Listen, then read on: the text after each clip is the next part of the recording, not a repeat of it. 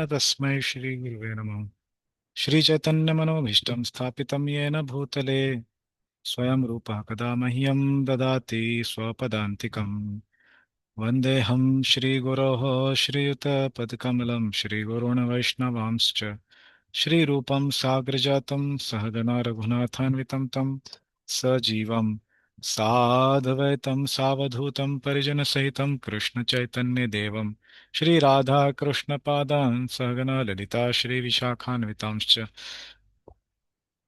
नमो विष्णुपादाय कृष्णप्रेष्ठाय भूतले श्रीमते भक्तिवेदांत स्वामिन्निति नामिने नमस्ते सारस्वते देवे गौरवाणी प्रचारिणे निर्विशेष शून्यवादी पाश्चात्य देशतारिणे नमो महावदान्याय कृष्ण प्रेम प्रदायते कृष्णाय कृष्ण चैतन्य नामिने गौरतुषे नमः। हे कृष्ण करुणा सिंधो दीनबंधो जगत्पते गोपेश गोपिका कांत राधा कांत नमोस्तुते तप्त कांचन गौरांगी राधे वृंदावनेश्वरी वृषभानुसुते देवी प्रणमामि हरिप्रिये वाञ्छाकल्पतरुभ्यश्च कृपा सिन्धुभ्य एव च पतितानां पावनेभ्यो वैष्णवेभ्यो नमो नमः। जय श्री कृष्ण चैतन्य प्रभु नित्यानंद श्री अद्वैत गदाधर श्रीवास आदि गौर भक्तवृंद हरे Krishna Krishna Krishna Hare Hare Hare Ram Ram Hare Hare Hare Krishna. We welcome all the devotees for discussion on Bhakti Rasamrita Sindhu. So today we are going to discuss about the pure devotional service definition. What is the definition that Srila Rupa Goswami has given of pure devotional service?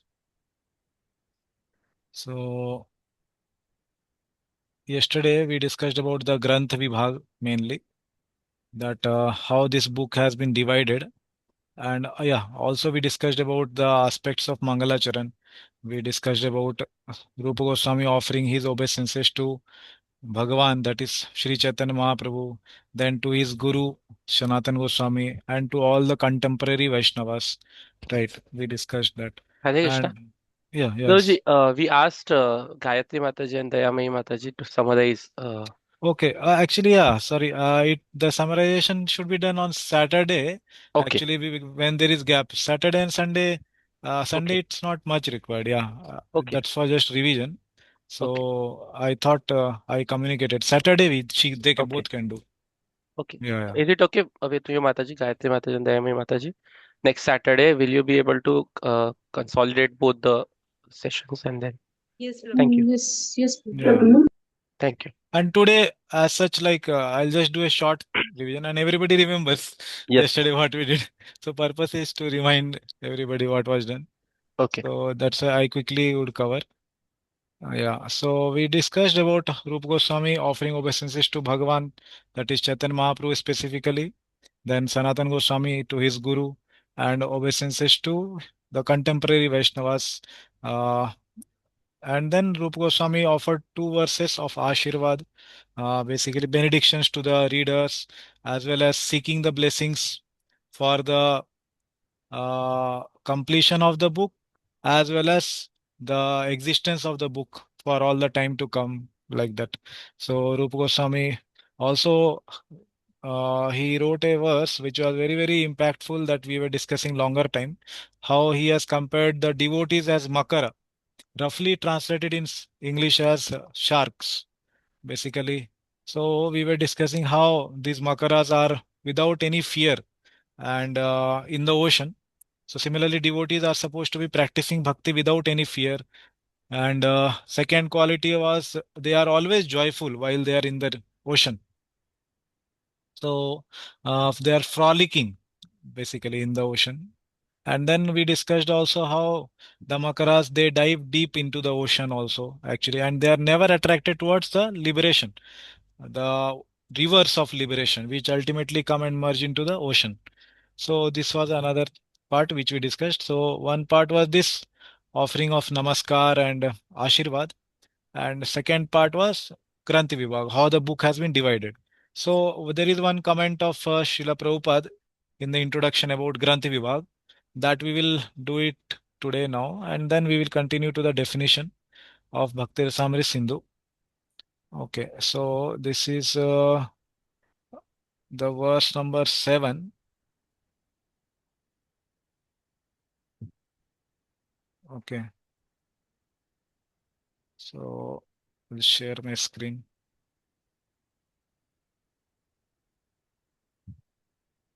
Yeah, we discussed this was the last one that Rupa Goswami out of humility calls himself as Agya. Yeah, and then divisions of the book.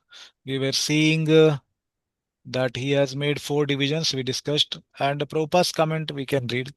Yeah, Gayatri Mataji, could you read? Yes, Prabhupada. Srila Prabhupada on this verse, Introduction to NOD.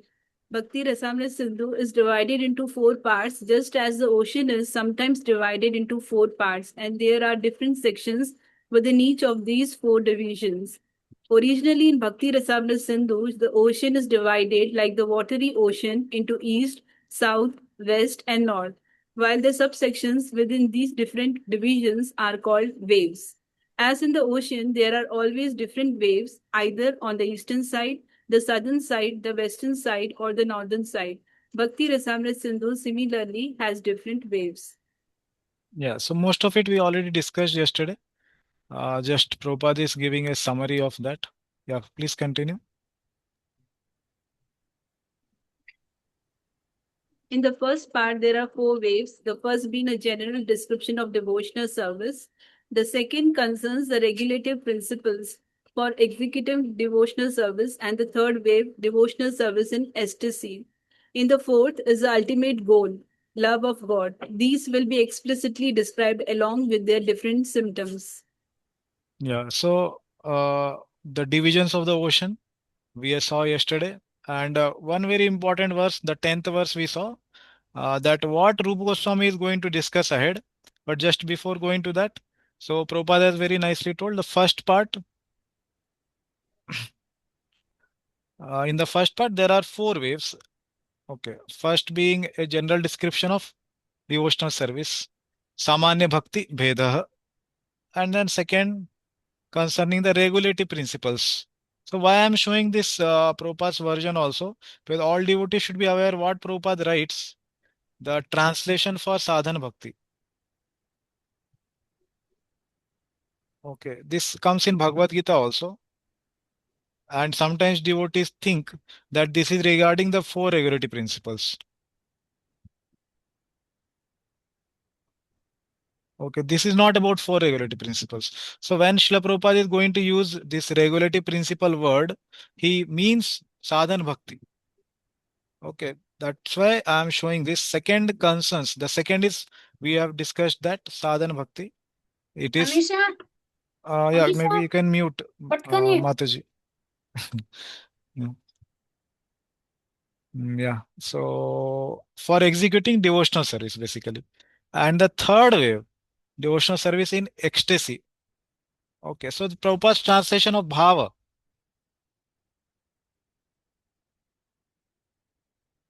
bhakti, is devotional service in ecstasy. Okay, and fourth, that is the ultimate goal, love of God. Okay, so that is prema, bhakti, love of God. So these are the translations for the technical words of Bhakti Rasamrita Sindhu by Srila Prabhupada. And please keep them in mind, okay? Because Prabhupada will not be using technical terms in NOD. He'll be using these terms only. He will say that regulative principles should be followed. So it does not mean one has to follow four regulative principles there. It means one has to do sadhana bhakti. Okay, what is sadhana bhakti? Devotional service in practice. Okay, in Srimad Bhagavatam, Srila Prabhupada many times describes this devotional service in practice is called sadhana bhakti. But here, many times Srila Prabhupada will use this word regulative principles.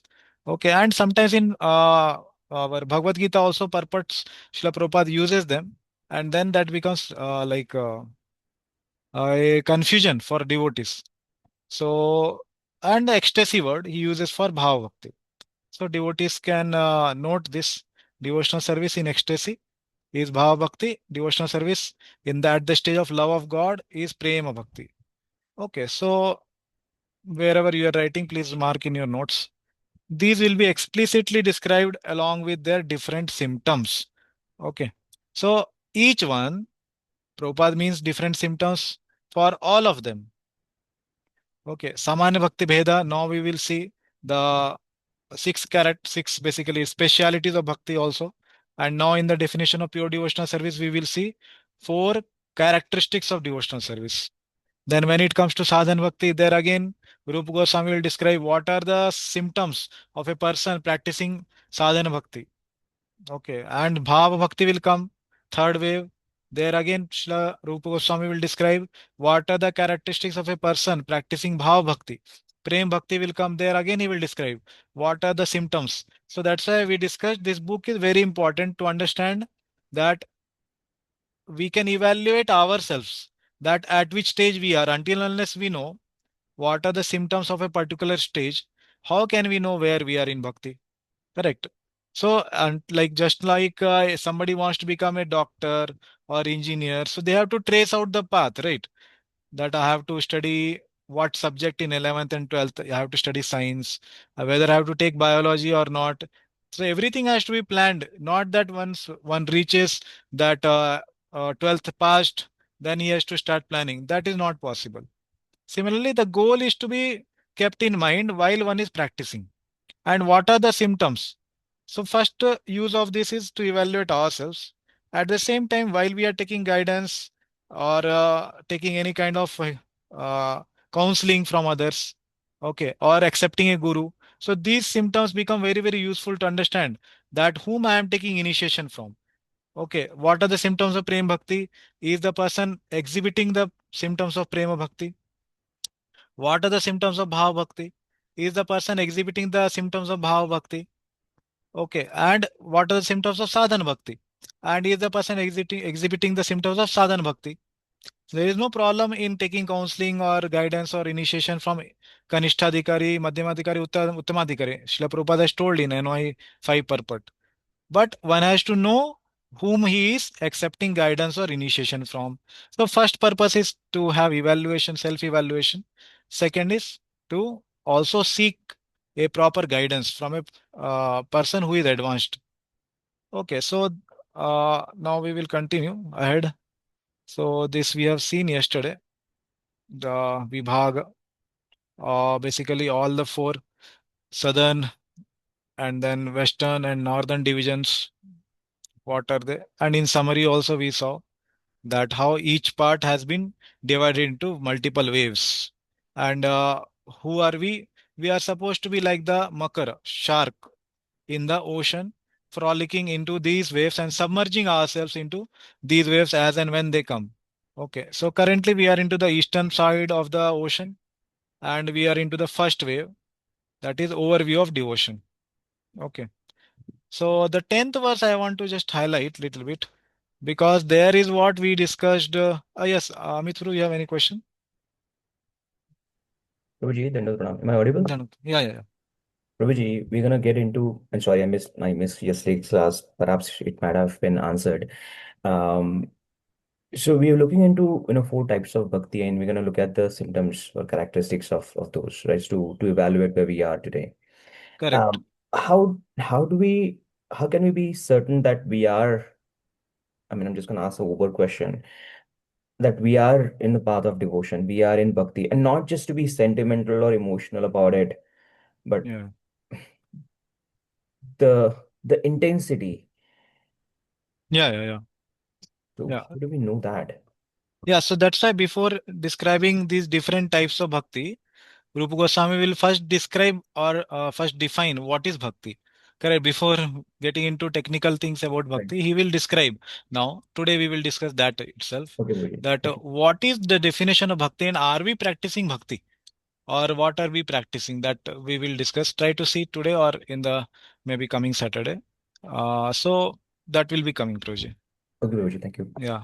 So last verse yesterday, Rupa Goswami described about the need of this coming section. Why he is going to define bhakti? And why he is going to describe about the speciality of bhakti. So here he has mentioned in the first wave or the chapter first, in order to describe clearly, okay, the superiority of bhakti compared to other processes. That is jnana, ashtanga yoga, jnana yoga, karma yoga. So there are so many other processes, right? So how bhakti is superior to them? So that is the purpose of the coming section. Okay. So please keep this in mind that the coming section is to be understood in this context. Okay, that the superiority of bhakti is going to be established. Just like when we go to purchase gold, so we have a hallmark, right? 22 carat, 24 carat, or 18 carat, which gold it is. Then accordingly, we pay the price. Correct. We don't just blindfoldedly see, oh, whichever carat it is, price is same. It's not like that. Right. Similarly, gold, the diamond also, or other metals also, how much other impure things are mixed or not impure, maybe some inferior metals are mixed like aluminum or copper or other things like that. So Rupa Goswami is first going to show that how bhakti is superior to other path, and then also what is the highest level of bhakti called Uttama Bhakti, and what is it defined as. Okay, that will be the next verse basically. And also after that he will show the unique characteristics, or we can say speciality. The what is special in bhakti that is not special in other paths.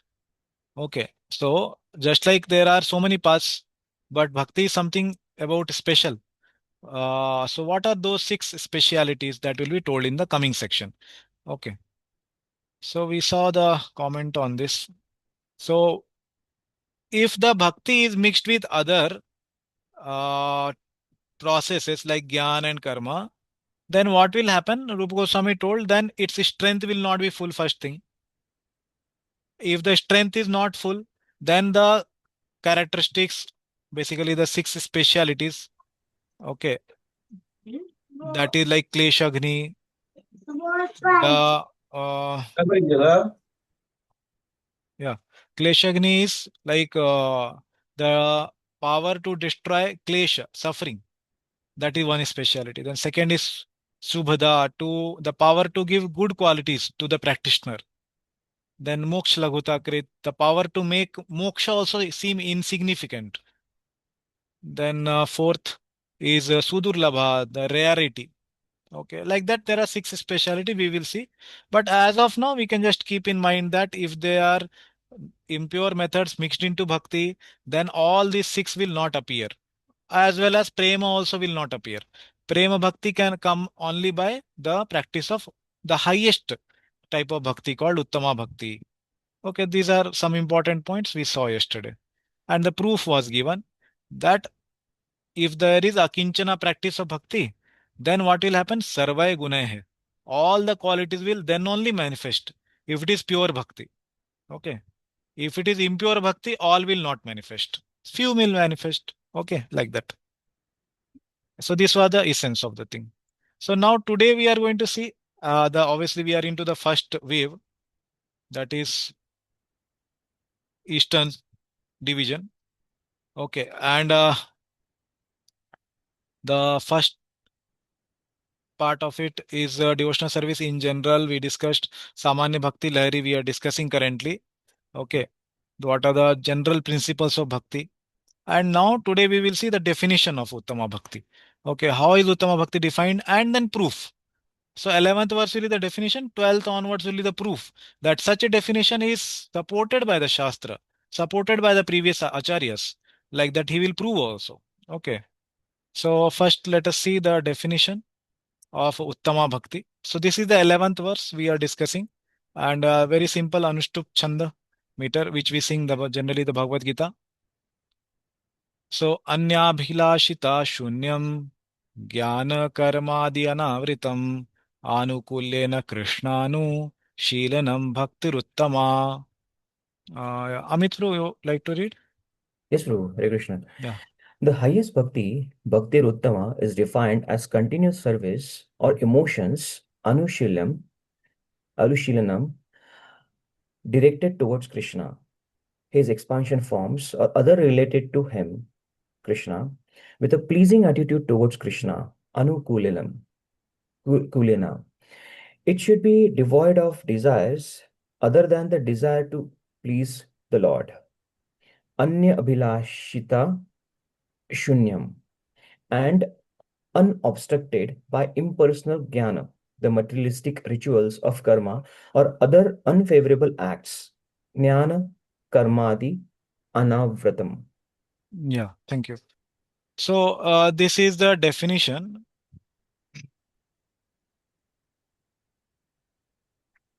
of we can say pure bhakti, highest bhakti, uttama bhakti, okay, nirguna bhakti, akinchana bhakti. So many names are there for this. Okay, so this is the definition of uttama bhakti.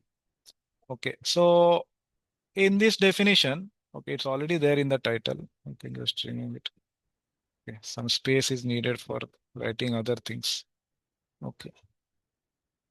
So in this, basically, when Rupa Goswami is writing this, this is like defining a new term, correct?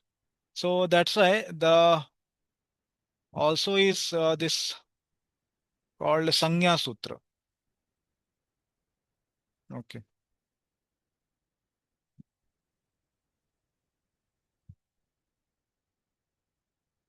Okay. Uh, so Sanya means what? Naming something. Okay. Naming some item. Okay.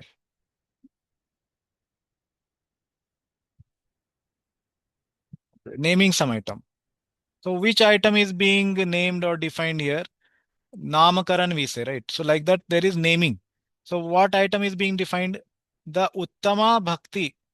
This part is defined in this shloka. Okay. And also this is called the Paribhasha Sutra. Why Paribhasha Sutra? That will be explained in the coming slides. But just writing here. It means now the Adhikar Kshetra or the reign, like a king has Adhikar Kshetra, na? He rules over some kingdom.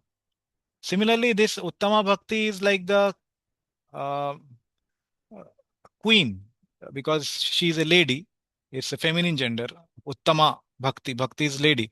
So she is like the queen which reigns over the all the coming portions of Bhakti Rasamrita Sindhu till the end. Okay. Till the last verse. This Paribhasa Sutra will be effective. Okay. Like Shrimad Bhagavatam, what is the Paribhasha Sutra? Anybody knows? In Shrimad Bhagavatam, what is Paribhasha Sutra? What is the defining? The A- most important. Yeah, yeah. अच्छा। Yeah, Santosh bro.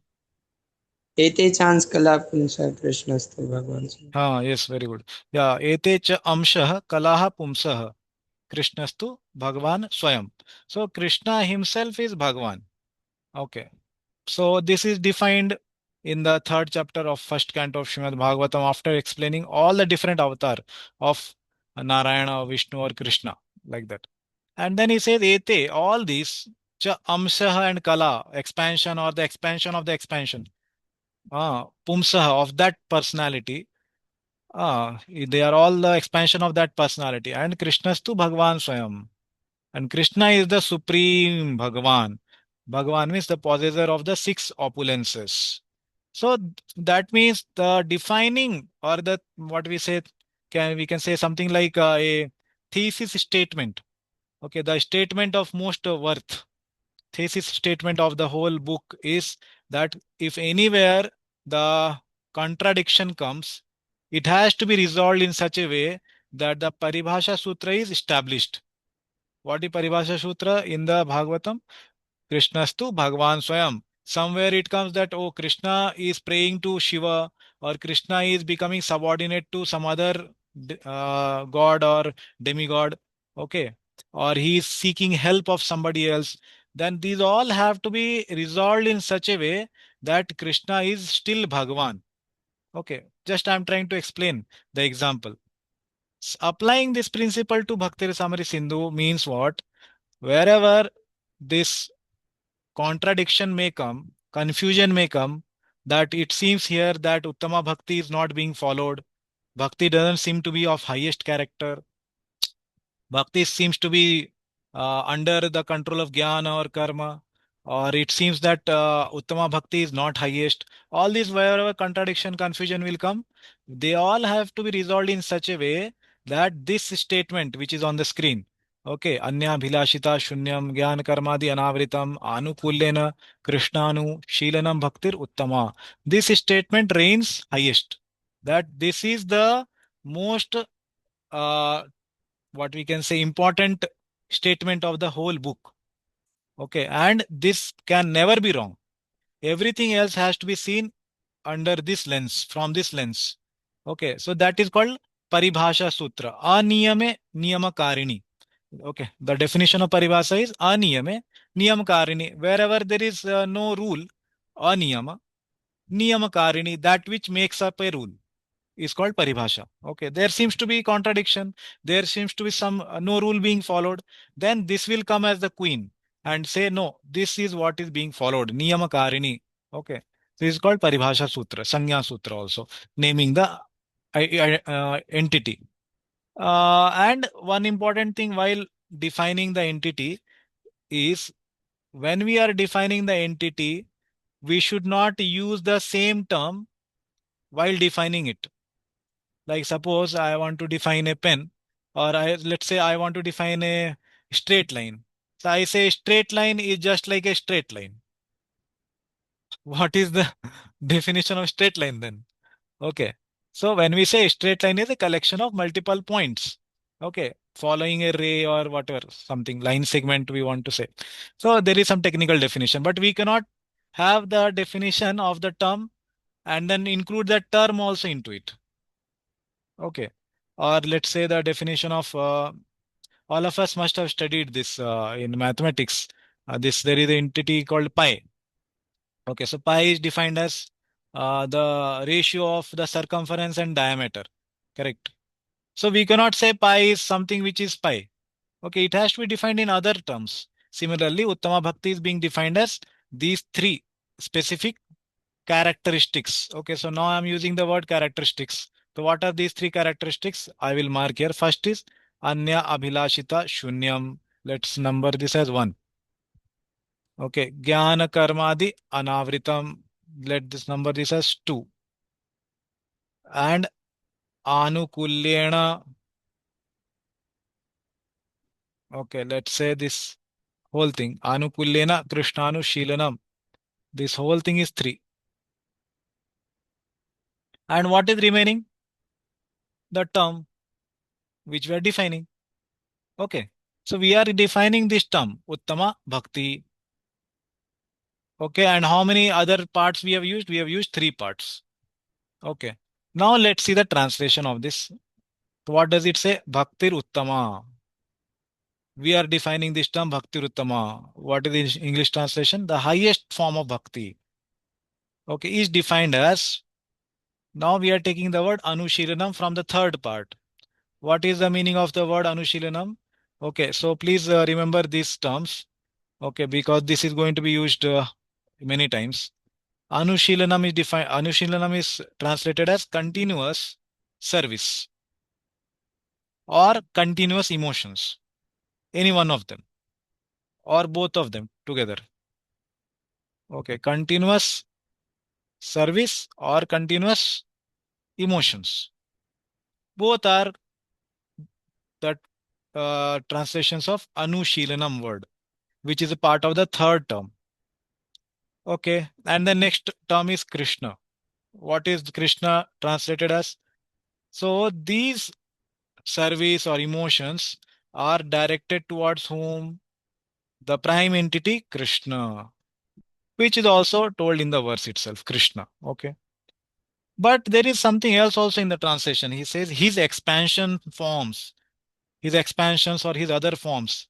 Like, can somebody tell what are the other forms or other expansions of Krishna?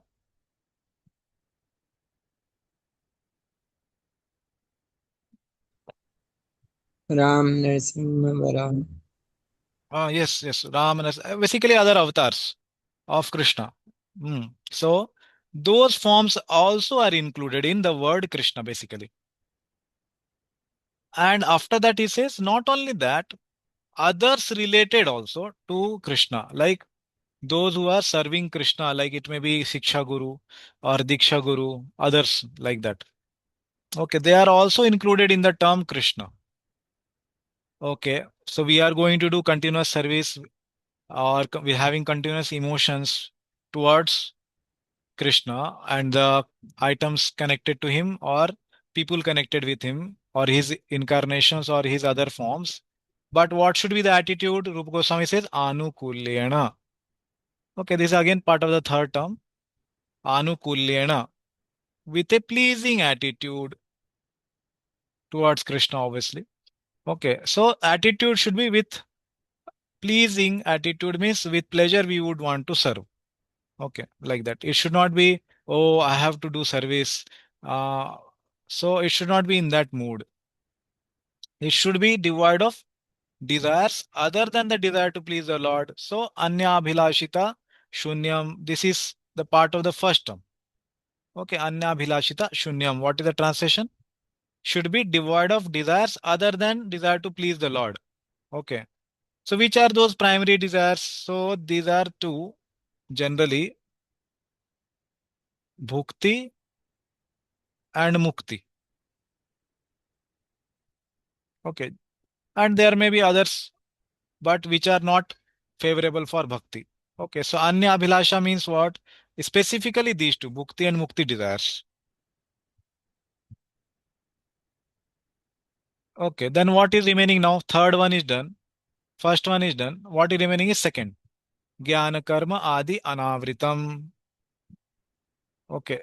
Unobstructed by impersonal jnana and materialistic rituals of karma or other unfavorable acts.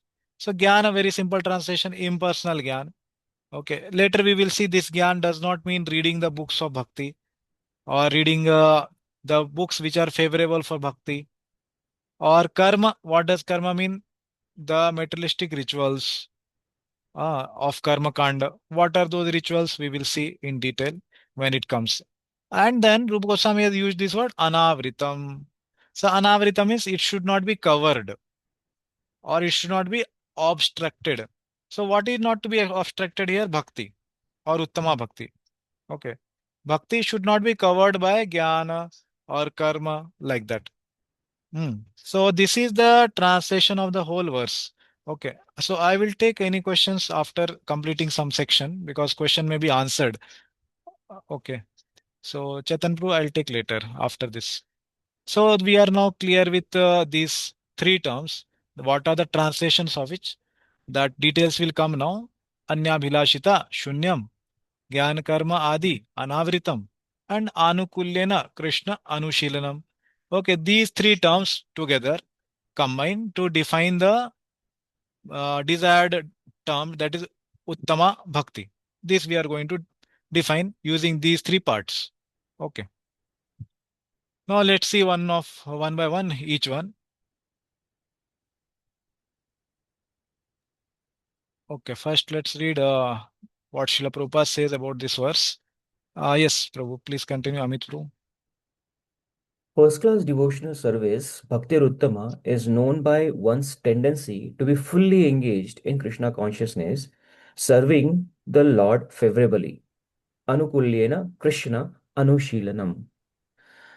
Pure devotional service should be free from the desire for any material benefit or for sense gratification. Anya Bhilasha Shunyam. Pure devotional service must always be free from such fruitive activities and philosophical speculations. Jnana karma adi anavratam. One has to learn Krishna consciousness or pure devotional service from the authorities by spontaneous loving service. Anushilanam. Yeah, so Prabhupada has defined each term. So Prabhupada has not given a direct translation of the verse because he is just writing the summary. So each term is being told in the introduction to NOD, and we have tried to mark them with the respective statements. So Bhakti Uttama, Srila Prabhupada says first class devotional service. Okay, and then he said about Anukulyena Krishna Anushilanam, this term. So that first class service is known by one's tendency to be engaged in Krishna consciousness, serving the Lord favorably. So now can devotees tell, Prabhupada has used many terms here. One is that serving the Lord favorably, let's say, what is this serving in the Sanskrit? We saw in the definition, right? So which term in Sila. Sanskrit refers to serving? Yeah. Which one? Sila comes. That Shilanam. Shilanam. Correct. So we will do this exercise again so that we remember it, because it's important to remember each word to understand what we are practicing. Okay. Shilanam is serving. Okay. Then he also told fully engaged. So where is it in Sanskrit? Fully engaged. Anu. Yeah. So that is Anu. Anu Shilanam. So this Anu is for fully engaged. Okay. And then he says favorably. So this is very simple. Anukulyena. Correct.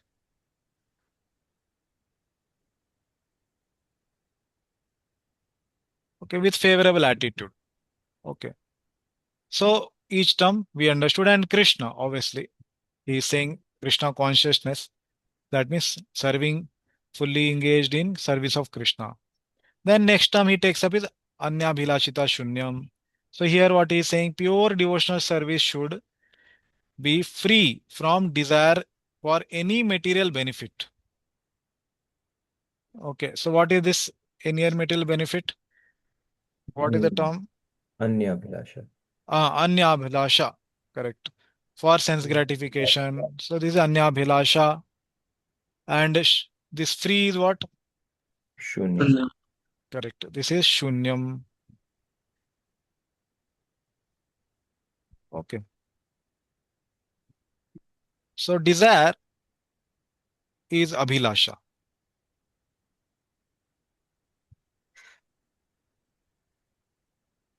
Okay. Abhilasha. That is the, and this is Anya. So it should be Anya Abhilashita.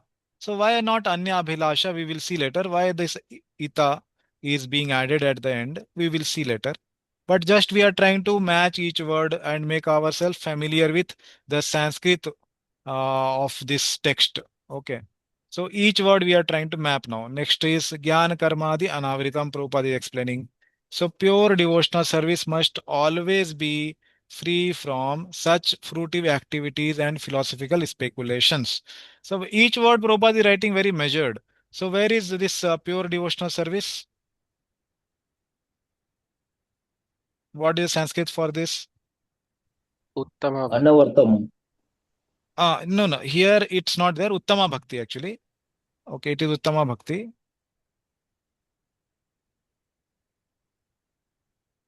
Okay, must always. Where is this always? Okay, whatever we have discussed till now, all everything, including that. What is this word always coming from? Where it is? Anu. Yeah, so this again Anu. Now somebody may ask, Are, here there is no Anu. It is Anu is in Shilanam, Anu Shilanam. Why Prabhupada is writing here with this? Okay, so going back to the definition. So this third term actually has two parts, Anukulyena as well as Krishna Anushilanam. So this Shilanam is a verb actually, Kriya. Like any sentence, there should be at least one activity, right? Can you make any sentence which does not have any verb? What is the smallest sentence possible? Telling someone's name. His name is Santosh. That is not full sentence, Miss Santosh. If I tell, it's not full sentence. Only Santosh, what? Yeah, only verb His like go, come, like that. go, come. Okay, okay, okay. Yes, that is possible. Go. Okay, yeah. Okay, yeah. So I go like that, or I am. Okay, like that. I exist like that. These are very small terms, but we can see that every sentence has at least one verb. Okay, if I just call out somebody's name, he will not understand what he is saying. Okay, you called my name, but what next? Something we have to tell, na? Activity.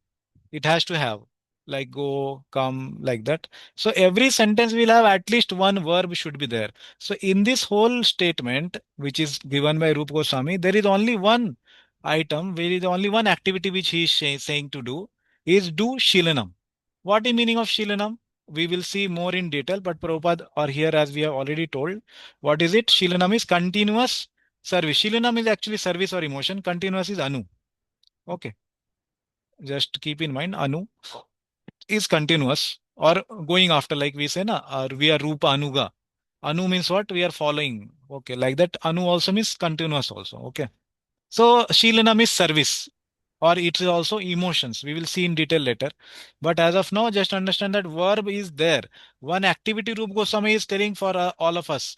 Okay. And there is another also meaning to Shilanam, that is cultivation. Okay. Or Prabhupada will also say practice. He will tell now. Okay. These are all for the word Shilanam. Okay. So this is very, very important term because this is the only activity Rupa Goswami is telling.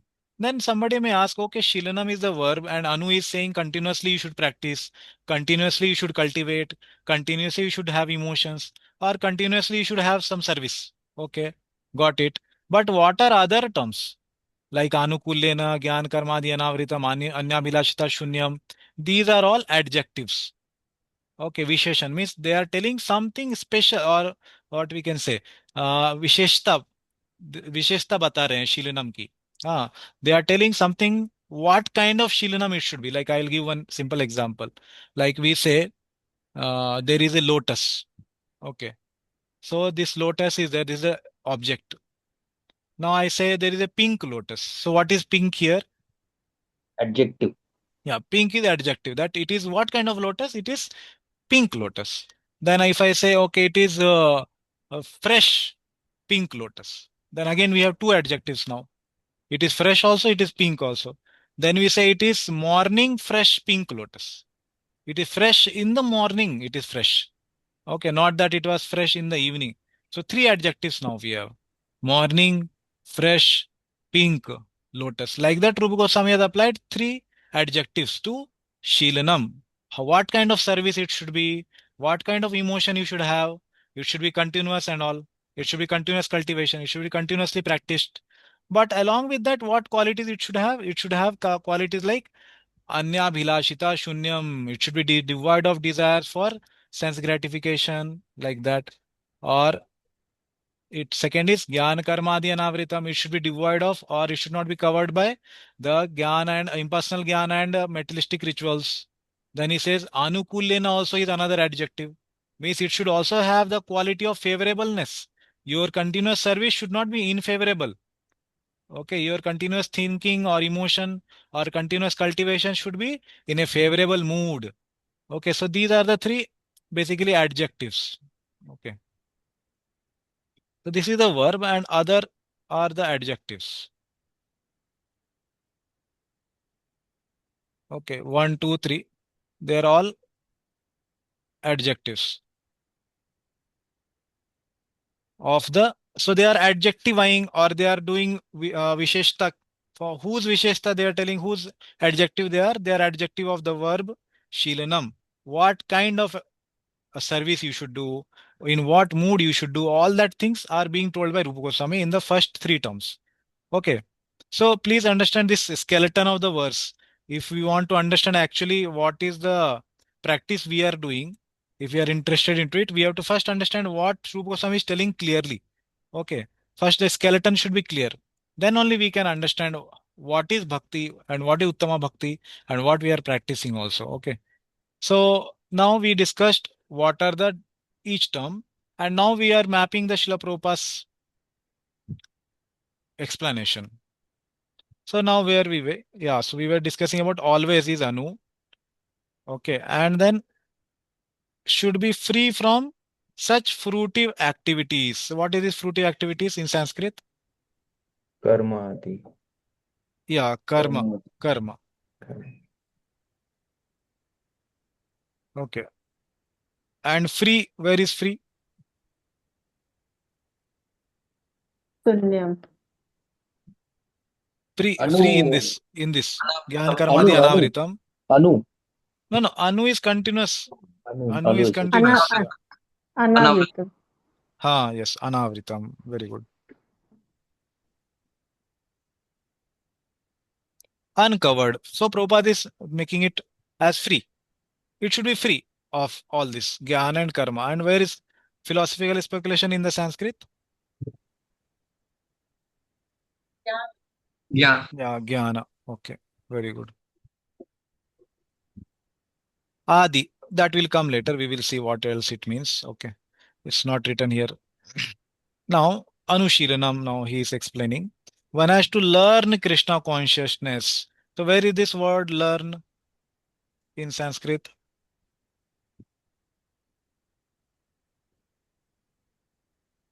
Shilanam. Yeah, it is Shilanam only. Why? Because we saw just now, Shilanam is the only verb in the whole thing. So, this is actually cultivate, practice, right? I told you, na? Shilanam is learn, practice, cultivate. All these are meanings of Shilanam. Okay, Krishna consciousness, obviously, that is Krishna, or pure devotional service, Uttama Bhakti. From the authorities, where is authorities mentioned in this? Where is the Sanskrit of authorities following from the Krishna. authorities? Yeah. Where is authorities mentioned from the authorities? Anu. Uttama. Anusaran. Anu. Anu, correct. I told you Rupa Anuga, like that, following Rupa Goswami.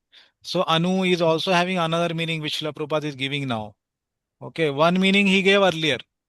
Where was that? See, here earlier he told fully engaged. Okay, this was Anu. Always engaged, continuously engaged, like that Prabhupada will tell sometimes. Okay, so that will be Anu. And sometimes he will tell following the authorities, following Siksha Guru, Diksha Guru, like that he will tell. So that also means Anu only. Okay, and then he says authorities by spontaneous loving service. Okay, that is his addition. So following them by spontaneous loving service. Okay. Spontaneous is also Anu, na? It's from the Uh, authorities by spontaneous. how it is Anu? Because Anu is fully engaged, Hmm, always continuous, correct. spontaneous. So I feel No, that, last OUS is matching. That does not mean they are same. Okay, spontaneous is not Anu. Spontaneous is not Anu Proji. You read or heard somewhere? Spontaneous is Anu. no, no. Okay, you are saying I'm like that? just, yeah, I'm saying that. No, And no. my understanding, I'm giving. Okay, no, no. Here in this context, in this verse, Anu is Mm. only mentioned here as discontinuous, or it is mentioned as following after. Okay, I did not read it till now. In this spontaneous also included. Okay, let's see if it comes ahead or if there is some other understanding comes. But till now, as of now, two meanings I know: following the authorities and continuous. Okay. So what is the whole statement? One has to learn Krishna consciousness or pure devotional service from the authorities by spontaneous loving service. Okay. Okay, let's go ahead. Yeah. Yeah. Now, why we are going to define only Uttama Bhakti? Okay. So I gave this example of 24 karat gold, right? Why not only Bhakti? So very simple example we can say, like if we ask somebody, give me drinking water or give me water. So he will bring drinking water which is pure state, or will he bring like lime water, or will he bring water with some contamination? Which water will he bring? Pure water. Normal drinking water he will only bring, correct? He'll not mix anything and come. Okay, similarly when there is asked about bhakti, define bhakti. So the very simple understanding is we are asking with bhakti in the purest state. Okay, that is simple understanding. That why Rupa Goswami is defining Uttama Bhakti, because it is supposed to be in that state only. It is supposed to be fully pure. It is not supposed to be mixed with anything else. Okay, this is just a layman simple understanding of why Rupa Goswami is defining Uttama Bhakti. Okay. Not little technical understanding also is given here. The main subject matter we are studying. Why are we studying this book? To understand the rasa. That's why the name of the book is Bhakti Rasa. Okay, Bhakti Rasa, that is the nectar. And its ocean is Bhakti Rasamrita Sindhu, ocean of the nectar. We are wanting to dive in rasa, and that is possible only by Uttama Bhakti. It is not possible by mixing other things or mixed Bhakti. What is definition of mixed Bhakti also we will see. But as of now, we understand rasa is not possible by mixed Bhakti. Like what are the types of mixed Bhakti? Karma Mishra Bhakti, Jnana Mishra Bhakti, correct? All this, Ashtanga Mishra Bhakti, like that. So we have studied this earlier in Bhagavad Gita, where Bhakti is in major quantity, and whereas there can be small mixture of karma or jnana. That is called mixed Bhakti. Bhakti is prominent only. That's why the title is given Bhakti. Okay, just like you have milk, little bit water is added. In 1 liter, 100 ml water is added. So what we will call it? Milk only we will call. Like that, little bit other items are added. So that's why this is called the logic of the pradhanatva. So whichever is prominent or whichever is major, that title is given. So Bhakti is Jnana Mishra Bhakti or the Karma Mishra Bhakti, but Bhakti is highest or majority. Okay. Shuddha Bhakti means what? How it will be? Uttama Bhakti will be Bhakti only, and there will not be any mixture of any other item. Okay. No karma, no jnana, nothing mixed. Okay. Yeah. Please read, Prabhuji, this part. Only by pure devotional service can one establish a relationship with Krishna in one of the five principal rasas.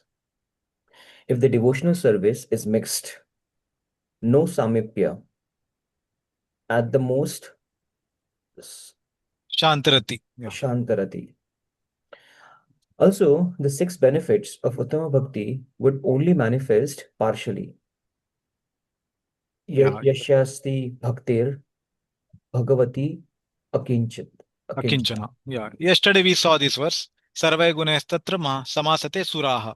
So in the demigods, all the good qualities are found that can come into devotees also if they practice akinchana bhakti, unmixed bhakti, pure bhakti, like that. Okay. So we discussed that yesterday. So 3 points are being made that if we want to establish our relationship with in the five principal rasas, so we have discussed what are the five principal rasas, right? Correct. Shantaras, Dasyaras, Sakhyaras, Vatsalyaras, and Madhuryaras. If we want to establish our relationship with Krishna in one of these, then it's possible only by Uttama Bhakti, not by mixed Bhakti. Not possible. Okay. Why? Because a rasa is going to be produced only when there is Uttama Bhakti being practiced. Practice should be Uttama. And then he says if the devotional service is mixed, then there will not be, like we have five kinds of liberation, right? Sarupya, Samipya, Sarishti, correct, Salokya, and then Ekatvam or Sayujya. So in that Samipya, that means closeness to the Lord, okay, that will not be given by mixed bhakti. It can be given only by Uttama Bhakti. Okay, what can mixed bhakti give? It can give at the most Shantarati. What is the example? The four Kumaras. They got Shantarati. Okay. They could have got more, but because they offended the Jay and Vijay, so they settled with Shantarati. Okay, like that. And this we discussed. All the six benefits, which are the six specialities we are going to see after this. All of them will not come. Okay. Yeah. So now here we have the breakup of the verse, and now begins the commentary of Jiva Goswami. Okay. And in between, we will keep seeing Srila Prabhupada's comments about each term. Okay. So he says, Swarup Lakshan word he uses. And he uses the word Tatastha Lakshana. Okay. So first we have to understand what are these terms. Okay. Lakshan means what? Characteristic. By which an item or entity is identified. Okay, that is Lakshana. Swarup Lakshan means that which is present in its Swarup. Like we say, Jivera Swarup hai, Krishnera Nityada. Swarup means that which is never dissociated. It may be covered, it may be altered, but it is never dissociated from that object. That's called primary characteristics. Okay, this is also very, very important. These two terms. Okay, so please understand this carefully. So Swarup means that which is never dissociated from the object. It is always with the object. Okay, that's called primary characteristic. Removing these characteristics, there is no bhakti at all. Okay, so if we remove this kind of characteristic from the statement, from the definition, then it will not remain bhakti only. Okay, that is Swarupa Lakshan. Secondary characteristic is what? Tatastha Lakshan, translated as secondary characteristics. What are these? Removing these characteristics, the bhakti ceases to be of a superior nature or Uttama nature. Means if you remove this thing, then it will remain bhakti, but it will not be of the highest caliber or highest nature. Okay, it will remain inferior nature, mixed bhakti, like that. It will not remain Uttama bhakti. Okay, so one example I'll give, like suppose there is animal tiger. Okay, so now can you tell what are the primary characteristics of the tiger which is never dissociated from it, and by which we can identify a tiger?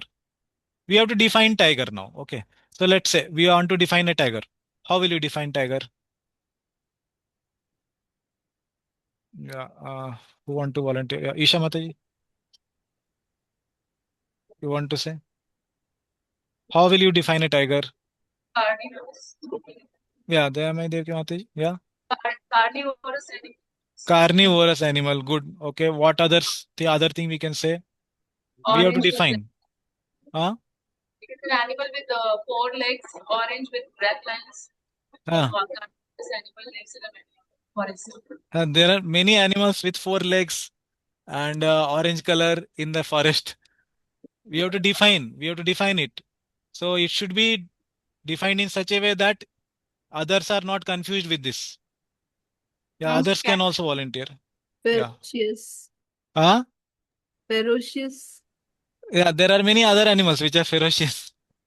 You have to So define that. with stripes, yellow, black, and white.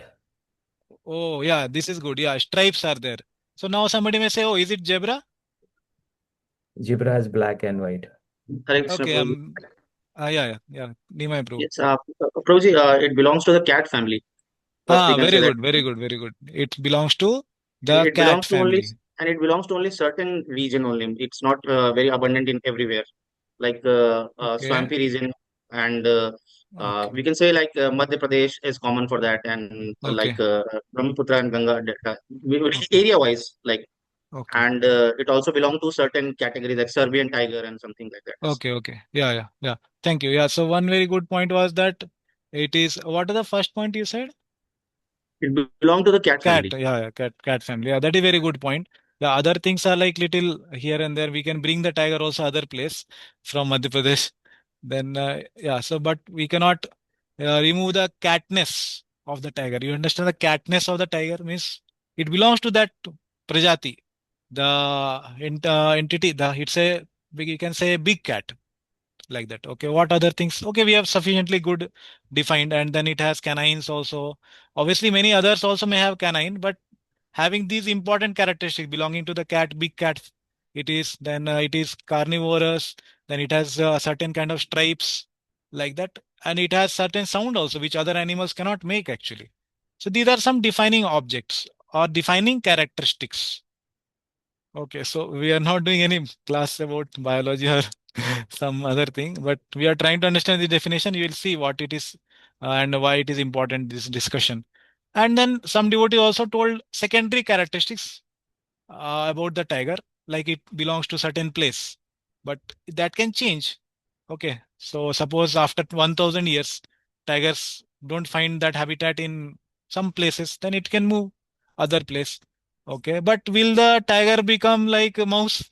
After 1000 years, it will not become. Okay, it's like that. So, or we can say, oh, tiger, it can jump, suppose it can jump 1 meter.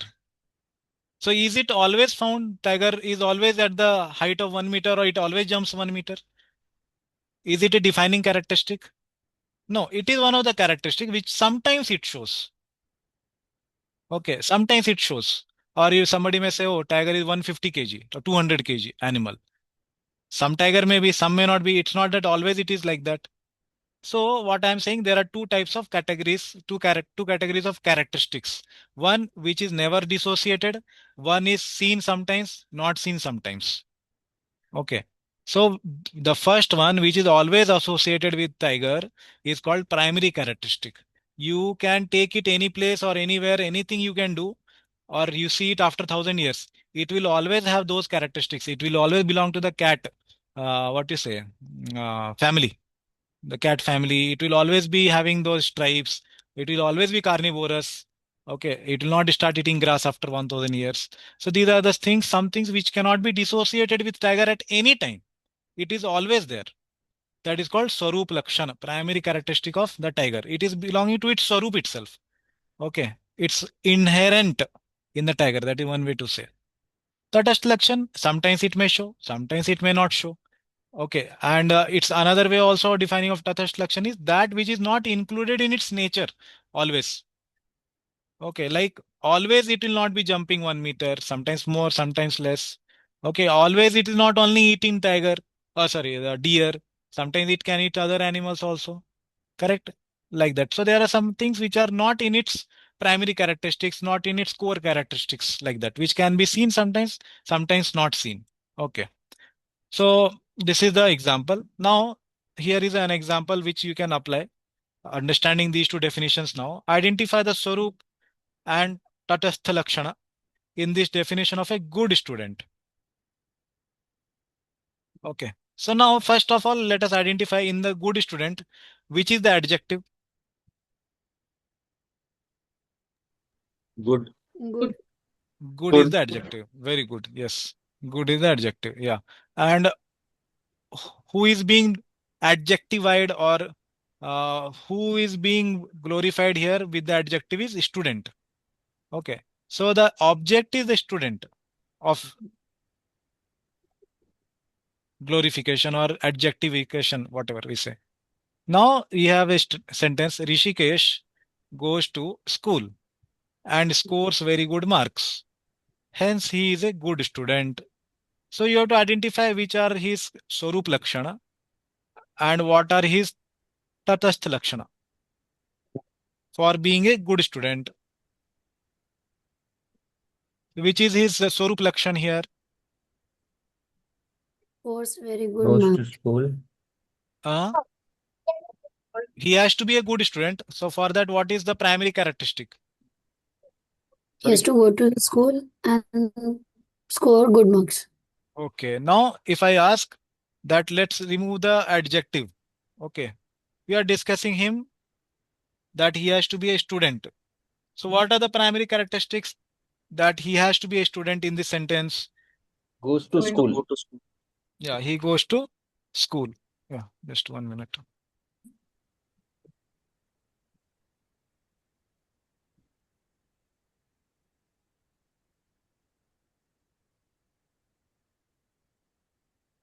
Yeah. So for him to be a student, he has to go to school first. Okay. So good student comes later. First is to be a student at least, right? How can one be a good student without being a student? Correct. So one has to first primarily go to school. So in this statement, which is his Swarup Lakshan? Going to school. This is Swarup Lakshana. And what are the Lakshana or the Tatastha Lakshana of the student here? Getting good marks. Yeah, getting good marks. It may not be that he always gets good marks. Okay, because of which he is actually a good student. The good thing is coming into him because of good marks. And it's not certain that he will always be doing it. Even though he may be going to school always, because he is a student, otherwise he will lose the identity of being a student at all. Correct? he won't be a student itself. So this is the Tatastha Lakshana or the secondary characteristics.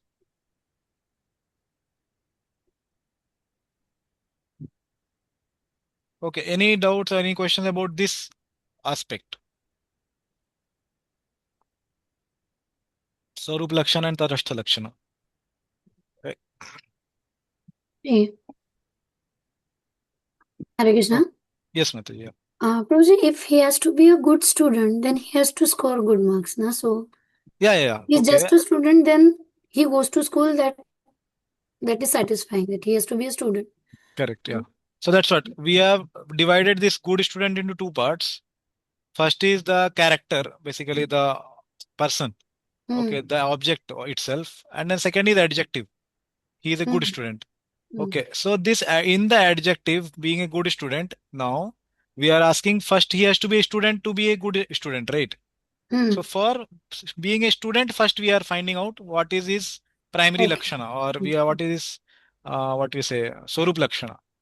Okay, for being a student itself first, then he can qualify to be a good student, like that. So in that way we are finding out.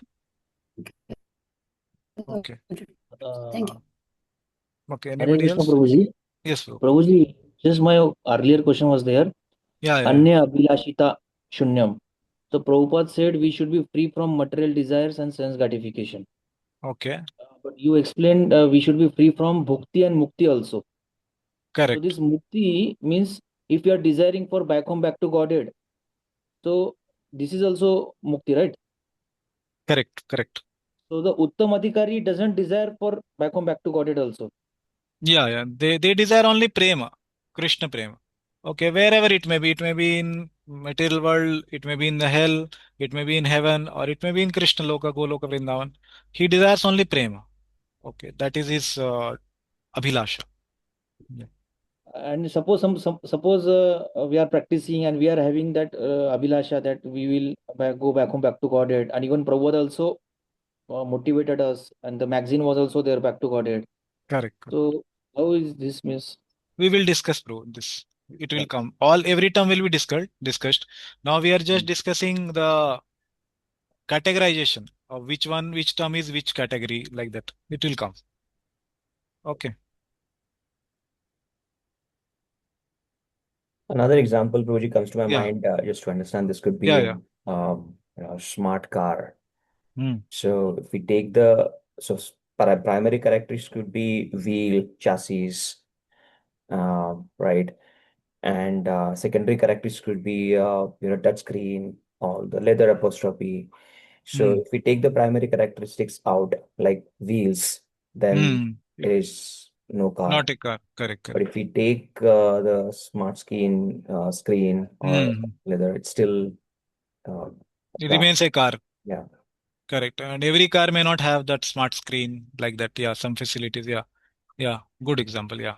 Similarly, yeah, we can understand this. Yeah. Thank you. Hare Krishna, Prabhuji. Yes, Proji. Yeah. Dandavat Pranam, Prabhu. Dandavat Pranam, yeah. So I have a question on this Swarupa. Like you gave the example of tiger belongs to the cat family, and which cannot be changed at any circumstance because he will show even after 1,000 years. Correct. The Krishna will remain same. So similarly, I have a question like you mentioned, like a Chatush Kumar, they are friend Jay and Vijay, so they like settle with some mukti. Santrati, correct. Yeah. So, but this may not be their Swarupa, like, right? No, that Means was I not. have question like, ISKCON is there. So we, like No, that you is different topic, Proji. That slide of Swarup Lakshan came after this. This is not connected. This one we discussed about the Shantarati thing. That is not connected to Swarup Lakshan and Tatastha Lakshan.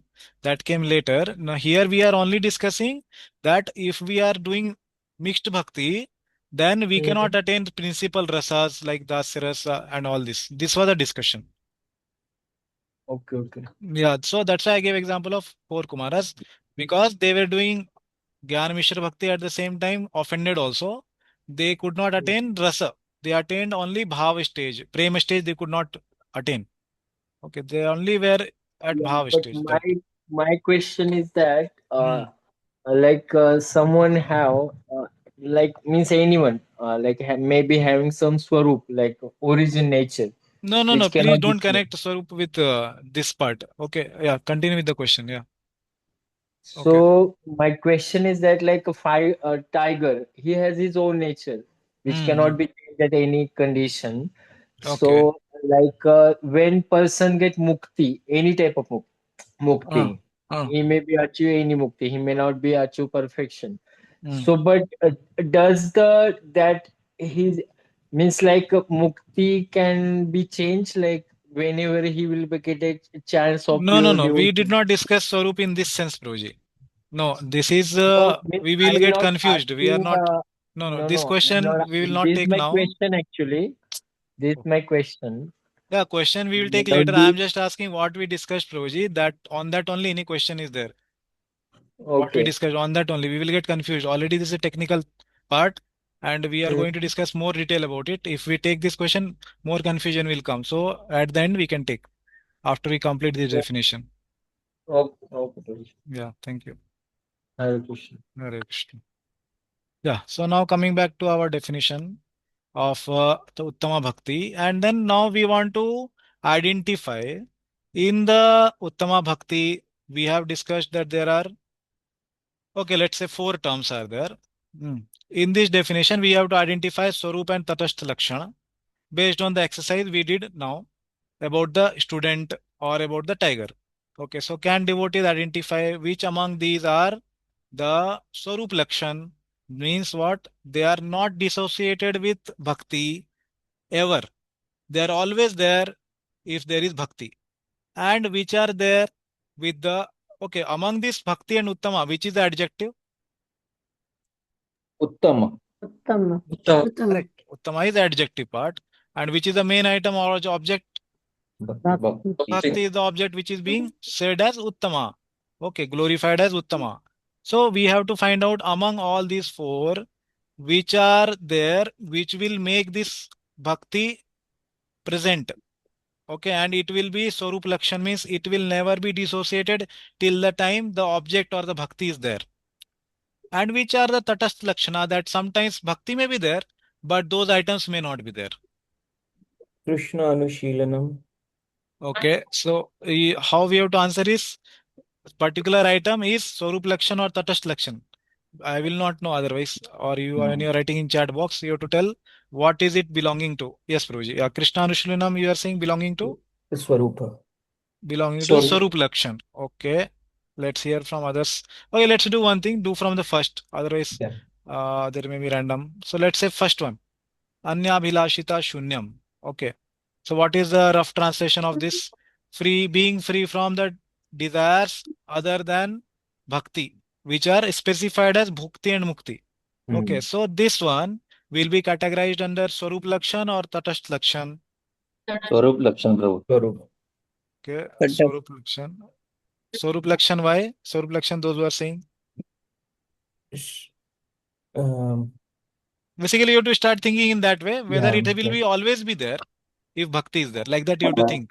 Is there any circumstance where it can be dissociated even though bhakti is there?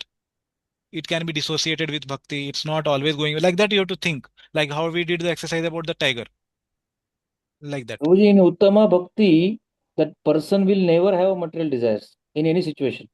That's why it is a Swarup Lakshan. Okay, where did you get this definition from? That he will never have material desires. In No, Shloka only, Prabhuji. In the he shloka is only. Ah, Ach- Okay. Uttama Prabhuji said, Bhakti. na, He has he is always thing. free from material desires Okay. and sense With gratification. that logic, Prabhuji, Chaitanya Prabhuji, I'll never get into Uttama Bhakti because Yeah, no, no. Basically, No. you should not take the same definition and understand the definition. It's like what you say, recursion. Okay, if we want to define Uttama Bhakti, then we take Uttama Bhakti as the thing and then start defining it. Okay, that we will not do it. Tell some other thing, some other part. Apart from this definition, you should not touch this definition to understand this definition. You have to use other things, other tools. Like suppose I gave the example, very simple example about the tiger. That tiger you want to identify, you cannot say that this tiger is like that tiger. What is that tiger? You have to tell. Okay, yeah. So, Yes, bro. Prabhuji, we're trying to understand, with the Swarup only bhakti, right? And Uttama Bhakti, is like we did for the good student, na? right, right. Student is when he goes to school. Okay, he will cease to be a student if he does not go to school. Similarly, when which item is not there among this, or if Anyabhilashita Shunyam is not there, if the person has some Anyabhilasha, will there be any bhakti at all or not? That is the question. Not Yes, Uttama Prabhu. Bhakti, Bhakti itself.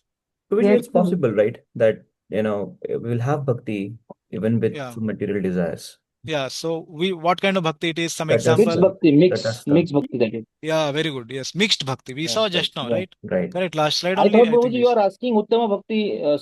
Lakshan. No, That's why we I did this can. exercise, na good student wala. So Yeah. what we did here, student when he is Student. student, he goes to school, na. We did not say no. If he scores marks, then only he is student, na. Not like that, right? Okay. Okay. So we are defining bhakti. So in that Uttama part we will come when it becomes Uttama. So that's why here I told removing these secondary characteristics. So Bhakti will see this cease. nicely. Yeah. Removing this characteristic, the bhakti ceases to be of superior nature. It will remain bhakti. It ceases to be Uttama bhakti. And see first one, removing these characteristics, there is no bhakti at all. Understood, na? The difference. Yeah. So student has to be there if he goes to school, not that he has to score good marks also. Okay, and also second thing is don't use Uttama Bhakti definition to do this, understand this part. Means we have to obviously use that only, but not as a recurrence. Okay, sorry. Yeah, so now coming back. So Bhakti. Among this which is not there, then it will cease to be Bhakti. It will never remain a Bhakti only. Like for this, we told it is Tatastha Lakshan, right? Because we can have mixed Bhakti. Yeah. This was clear. So can you identify among the remaining three which one is not there, then it will cease to be bhakti at all? Krishna Anushilanam. Krishna Anushilanam. Yeah, very good. Krishna Anushilanam is not there, then it will not remain bhakti only. Yeah. Correct. But unfortunately, Krishna Anushilanam is not in the category of Lakshana. It is neither Tatastha Lakshana nor Swarup Lakshan. Why?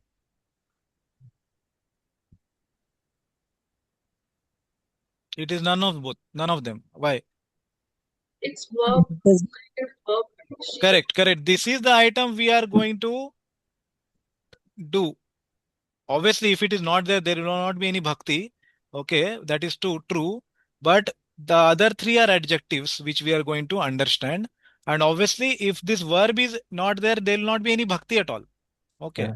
But we are trying to understand Krishna Anushilanam has three adjectives. Among them, these three adjectives which are always supposed to be there with Krishna Anushilanam. Means the Anushilanam means it should be following after or continuous practice. Okay, it should be like that. And obviously for Krishna or Krishna's connected items, okay, this is what is going to be there. So it can be told as Swarup Lakshan, but more appropriately it is a Kriya or it's a verb which is to be done. Okay, like student goes to school. Now somebody says, oh, he's at home. So obviously he is not a student, for he has to go to school. Okay, is there any other which can be identified as Swarup Lakshan? Anukul. Okay, Anukulena. Yes, Mataji. Why Anukulena? Favorable to Krishna. So Okay. So if it is not favorable to Krishna, it will not be bhakti. it is not bhakti. It's an What it is?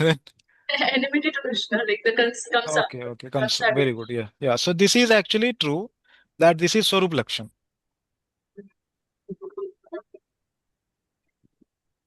It is a Swarup Lakshana of bhakti. Means if it is not there, it will not remain bhakti only. It will not remain mixed bhakti also. The person is having mixed bhakti means little bit gyan or karma, but majority part there is at least bhakti, right? And that has to be with favorableness. So that's why this is Swarup Lakshan. How about Gyan Karma? Anukulena means Prabhuji pleasing attitude also, no? pleasing Correct, attitude towards Krishna. pleasing attitude, right. If the And pleasing suppose attitude is not there, then he we are will, we are many times we chanting, but we are not having pleasing attitude. We are just doing we as a will come, duty. Prabhu. We will come to our Yeah. case, your case, everybody's case. So We will come, and then so we that is will also discuss. that is a tatastha, I feel, characteristic. Yeah, it is Tatast Lakshan, correct. But it's not regarding to us. What we are doing, we will see. It's case to case. Everybody need to be asked whether you are doing this item or not doing this item. We will discuss that. Okay. But now we are doing what is understanding Uttama Bhakti at the highest stage.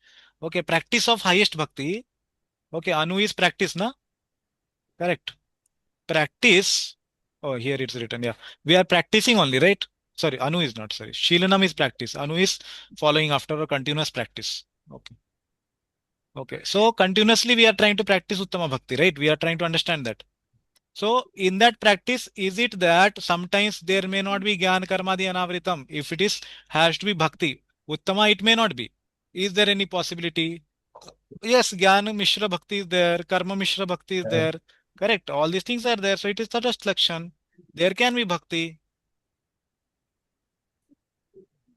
Deva? For the Yeah. Anukulena, well, I was just thinking what Chaitanya Prabhu was asking. Yeah. I could still have bhakti if it is not.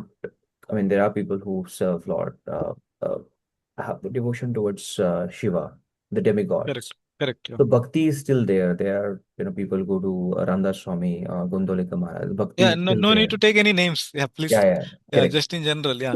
Yeah. So, but bhakti is still there. It might not be Uttama. So Anukulina, is it not Tatastha bhakti? Even if we take No. out. What is there, na? Bhakti, we saw it's to be connected to Krishna. Krishna Anushilanam, na? If it is connected to somebody which is not connected to Krishna, Krishna can be its various avatars as well as uh, paraphernalia which is connected to it or his representative, all those. If somebody is Krishna representative, then favorable attitude towards them and service towards them also is bhakti. Okay. So we will see one by one each term. Okay. And we will be mostly able to complete this definition at least today. Okay. Yeah. So now describing about Anushilanam, Jiva Goswami is saying, okay. So this is Jiva Goswami's commentary. So Anushilanam, the root word is the dhatu is Shila, Shila dhatu in Sanskrit, Anu plus Shila.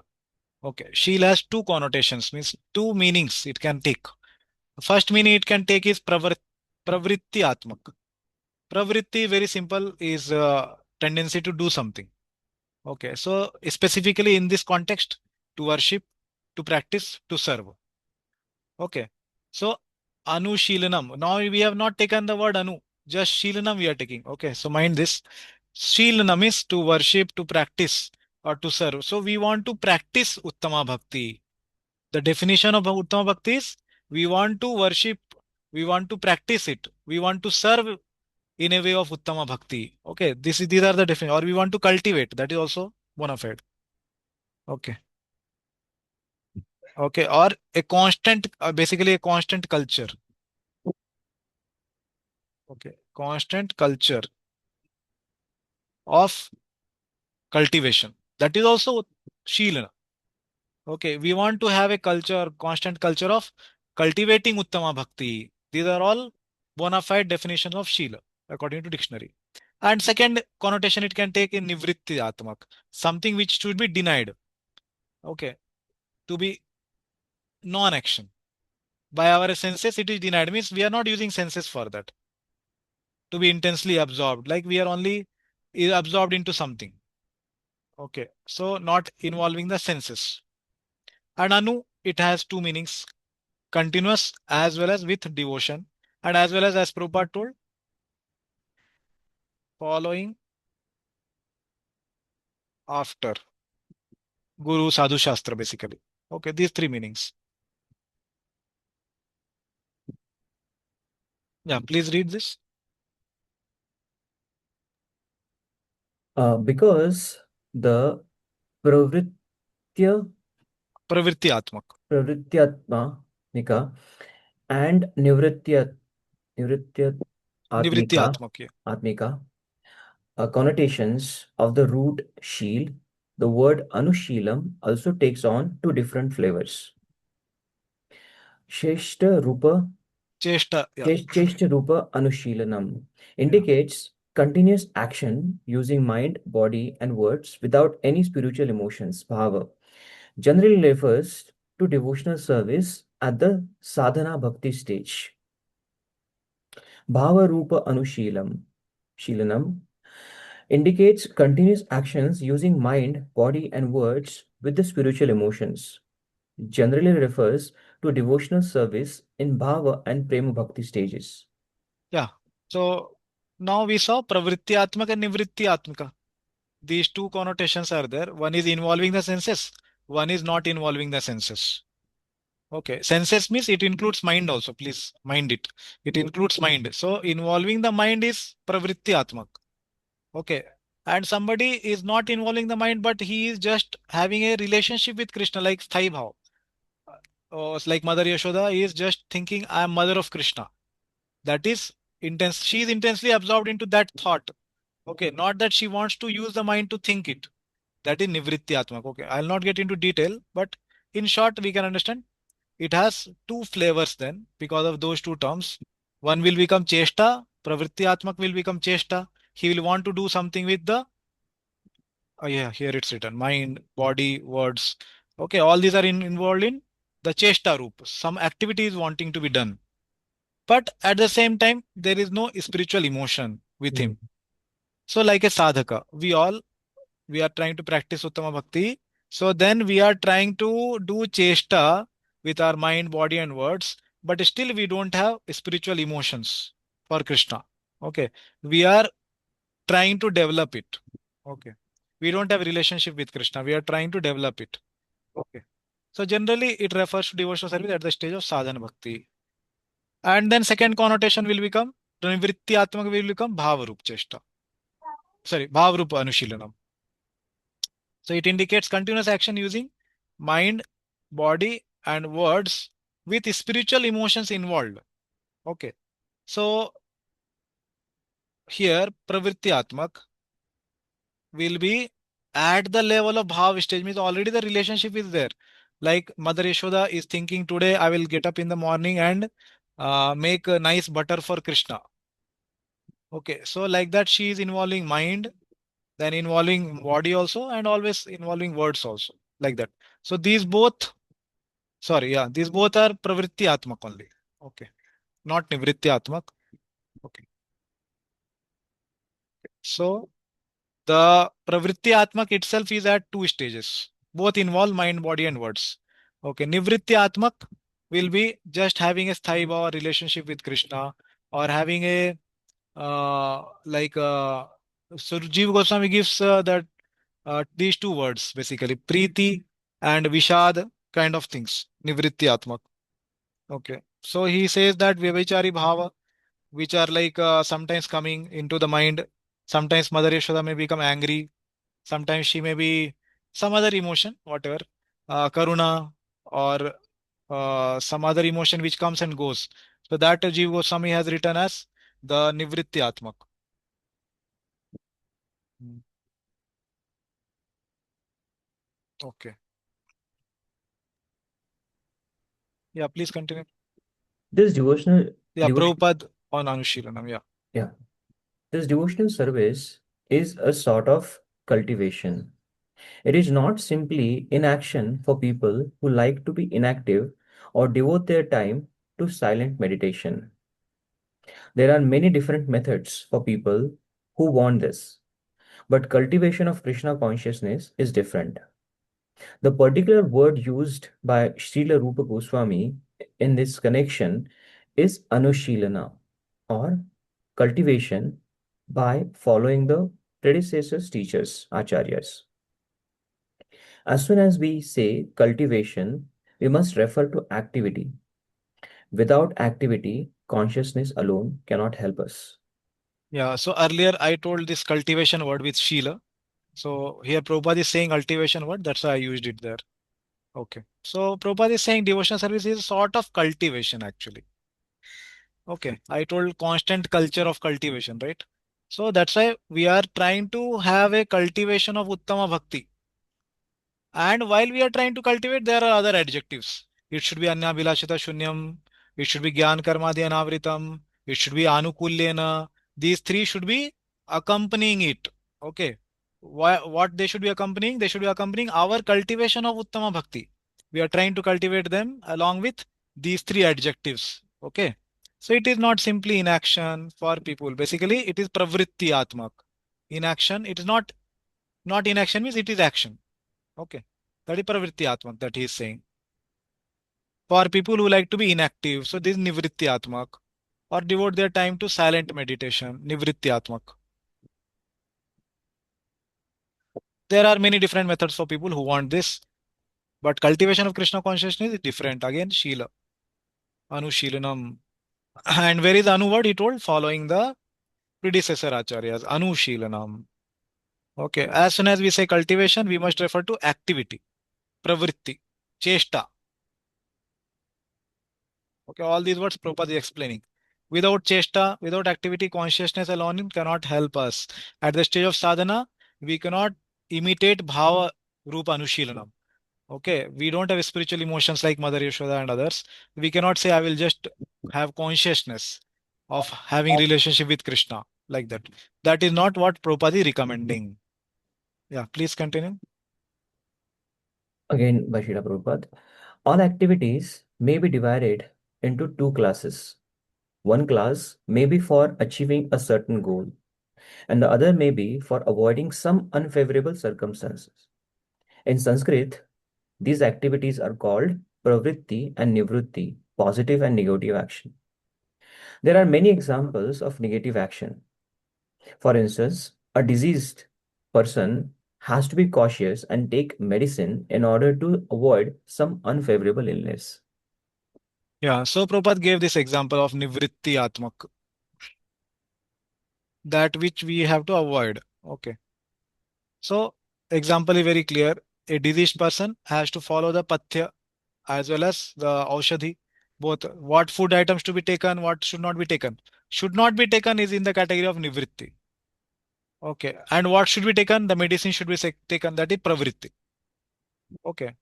So has to be cautious and take medicine in order to avoid some unfavorable illness. Okay. Like that. Yeah. And Prabhupada said also one class may be for achieving a certain goal. So our cultivation of Uttama Bhakti is for a certain goal. What is the goal? We want to attain prema.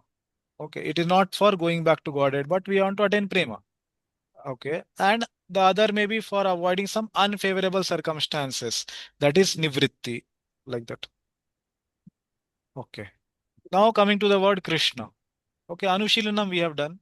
Now coming to the word Krishna, what Rupa Swami has told. Yeah. Please read this. Krishna includes Krishna or persons related to Krishna, either in Cheshta Rupa or Bhava Rupa. Because it involves persons related to Krishna also, it is not too narrow. For example, Guru Padashraya is a limb of bhakti through it, though it is not direct service to Krishna. Yeah, so Prabhupada is saying that how Krishna word is not only having the word Krishna, but includes others also, like his representatives, persons related to Krishna, like Siksha Guru, our Diksha Guru, either in Cheshta Roop or Bhav Roop. Okay, because it involves persons related to Krishna also, it is not too narrow. So Krishna word includes other avatars also, it will come. For example, Guru Padashraya is limbo bhakti only. Okay, it's not outside Uttama Bhakti. So when Angas of Bhakti will come, this is first. This is also Anga of Uttama Bhakti only. One should not say, oh, you told Krishna Anushilanam. Now you're telling Guru Anushilanam. No, Krishna also includes Guru. It is not direct service to Krishna. Okay, it's a limbo bhakti through, though it is not direct service to Krishna. Yeah. Okay, yeah. So now question is being asked that how can bhakti be spiritual if it is performed using material body and mind? Correct. We have material body, material mind. Then how is it that we are performing spiritual Bhakti. Okay. Many times Srila Prabhupada explained this. Here he is saying, yeah, please read this, Prabhuji. Krishna consciousness activities are directed under the control of the internal energy. By the mercy of a bona fide Guru and Krishna, all our endeavors are spiritualized from the nectar of devotion. How to perform Krishna Anushilanam? By surrendering unto a bona fide Guru. Okay, yeah. So we will come to this. Now Prabhupada is saying, so Krishna conscious activity are directly under control of internal energies, the Antaranga Shakti. By mercy of bona fide Guru and Krishna, all our endeavors are spiritualized. So Prabhupada used to give a very famous analogy, like a iron rod is there. So if it is put in fire, what will happen? It will also take up the nature of fire. If it is put into the ice, it will take up the nature of the ice. It will become cold. Similarly, when Sevon Mukhe Jivado, Swayamaiva Spurati Yada, Prabhupada quoted this many times. He told that it's very difficult to understand spiritual subject matter, but when we start doing Sevon Mukhe Jivado service, starting from the tongue, like honoring Prasad as well as chanting Hare Krishna, then what happens? The spiritualization starts. That way, we can slowly become spiritualized and reach to the ultimate stage of Bhava and Prema, like that. So now a question is being asked. You told only Krishna, it's too narrow. Is it Narsinga Anushilanam, Rama Anushilanam, not Bhakti? Why only Krishna Anushilanam Rupa Goswami used? So he is clarifying. Yeah, please read. Prabhuji, who are asking this? Who is asking these questions?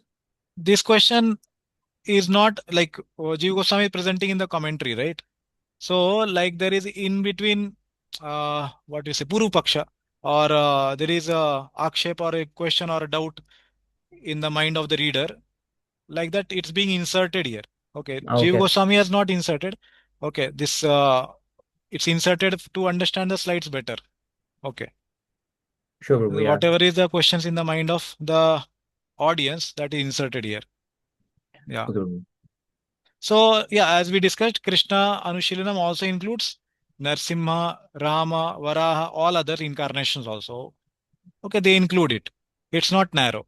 They include Siksha Guru, Diksha Guru, other representatives, as well as other avatars. Yeah, so now next is Anukulyana. Okay, please read this. Anukulya means favorable. Anukulyana means with favorableness or friendliness or devoid of hostility. Anukulya describes how Anushilanam should be executed. This limits the definition of bhakti, as acts done with pratikulya attitude cannot be bhakti. It is a necessary qualifier for defining Anushilanam and not a secondary element that can be assumed to exist in Anushilanam and which need not be mentioned separately. Yeah, so this we already discussed that how it's not a secondary or Tatastha Lakshan. Okay, it is not Tatastha Lakshan, but it is Swarup Lakshan. Correct. All of you remember, right? It is primary characteristic. It cannot be separated. Why? Prabhupada is saying, if we do with Pratikulya attitude, what will happen? It cannot be Bhakti itself. Bhakti only will cease. The student will not go to school. He will not remain a student. Okay, that's why it's a Swarup Lakshan. So Prabhupada is clarifying. And there are three translations he giving to the word Anukulya. What is that? Favorable. With favorable attitude. With favorableness. Friendliness. So friendliness and all this say that it is the nature of the activity or the cultivation or practice. The practice should be in the friendly way, in the favorable way, devoid of hostility, that way. Okay, so as we discussed, Anukulya describes how Anushilanam should be executed. This is the verb, you remember? I told this is the verb Shilanam. How it should be done? Anukulya is saying, so that's why this becomes what? This becomes adjective. So everything is there in Prabhupada's NOD. Okay, we have to only have that way of studying it. Okay, so otherwise it will just be like any statement we read in newspaper, like that it will become. It will not have that meaning if we don't have that attentiveness to understand what Prabhupada is saying. And what we do is Jiva Goswami's commentary we are taking. So what Prabhupada has not very clearly told, we can identify in Prabhupada's commentary by studying Jiva Goswami and other Acharyas commentary. Okay, so now here we have two possible definitions of Anukulya. Let's say first definition I give, that which is pleasing to Krishna, that is Anukulya. Second definition I give, that which is done for pleasing Krishna. So which one is right? First or second? First one. Okay, why first one? Because second one is selfishness. Like first one is we are especially doing for Krishna only. Okay, Not that which is asking. pleasing to Krishna. Okay, and this is selfishness. How? That which is done for pleasing Krishna. How is it selfish? Because we're trying to please Krishna because we might ask something. We want to ask something. Okay, that way you are thinking. Okay, no, it's not in that way. He is doing to please Krishna. Okay, that which is done for pleasing Krishna. Second one, Prabhuji. Because there is What? action involved. There is something involved. So No, not in that sense. Here also action is there. okay. Okay, Second, here Prabhuji, also action. We are just focusing on this Anukulyana. Anukulya. Okay, so favorableness. Prabhuji, my Just this understanding item. is Yeah. Prabhuji, my understanding is first one is right because first one is that which is pleasing to Krishna means whatever Krishna is telling us that will please me, that we are doing. Okay. Second thing is like mental speculation also. We Acha. don't know whether Krishna likes or not because we are Okay. doing for pleasing Krishna, but we don't know whether it will please Krishna or not. Okay. We don't know whether it will please Krishna or not. Okay. second one, Prabhuji, because we hear that Bhavgrahi Janardana. We Okay. take the bhava. So if intention is to please Krishna, just like we get that example now, that banana and the peels of the banana were given by the wife of Vidura. So like he accepted the bhava. And Good. Yashoda Mata is also running to beat Krishna practically. But that was indirectly it was for pleasing Krishna only, like for protection and other things. Okay. So somebody is suppose saying, I will smoke or drink for pleasing Krishna. What Chaitanya Prabhu is saying. He is doing like that. Then what you will say? That is speculation. But it has to be followed anushīlanam. So if Okay. it Okay. Is there any activity which we or somebody may not want to do it for pleasing Krishna, but it ends up in pleasing Krishna? Can you think of anything like that? I did not want to do it for pleasing Krishna, or somebody did not want to do it for pleasing Krishna, but it happened to be pleasing to him. Can you think of anything like that? like one example is there, the mouse was there and Yeah. he raised that lamps. Okay. Yeah, good. Okay, yeah, Mataji, you are saying someone? Taking prasad, we are doing it for Sarveshwari our. Radhika. 1 minute. Yes, Sarveshwari Radhika. Prabhuji. Myself also that only, that example of the mouse. Oh, okay. He took the whip, he was not trying to please Krishna, but Good. Yeah. Okay. Okay, yeah. Dayame Devki Mataji. Prabhuji, taking prasad, we do it for our pleasure, but it pleases Krishna also because we are taking remnants of it. Okay, if we do it only for, okay, we are doing it for our maintenance of the body also. Like we can take non-prasad also. If we are not trying to please Krishna, that option is also there. But why take only prasad then? We can take non-prasad also, na?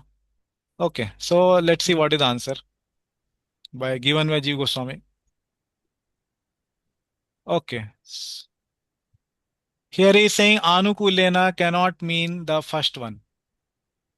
Pleasing for Krishna. Correct. That first one, it cannot mean. That means first one is wrong. Okay, let's go back. That which is pleasing to Krishna is not Anukulyena. But that which is done for pleasing Krishna is Anukulyena. Why? Why Jiva Goswami is saying this? Let's see the answer. Because such a definition is both too extensive and too limiting. What is the meaning of extensive and limiting? Extensive means ati vyapti, and limiting means avyapti. Okay, vyapti means basically vyas. Vyas means expansion.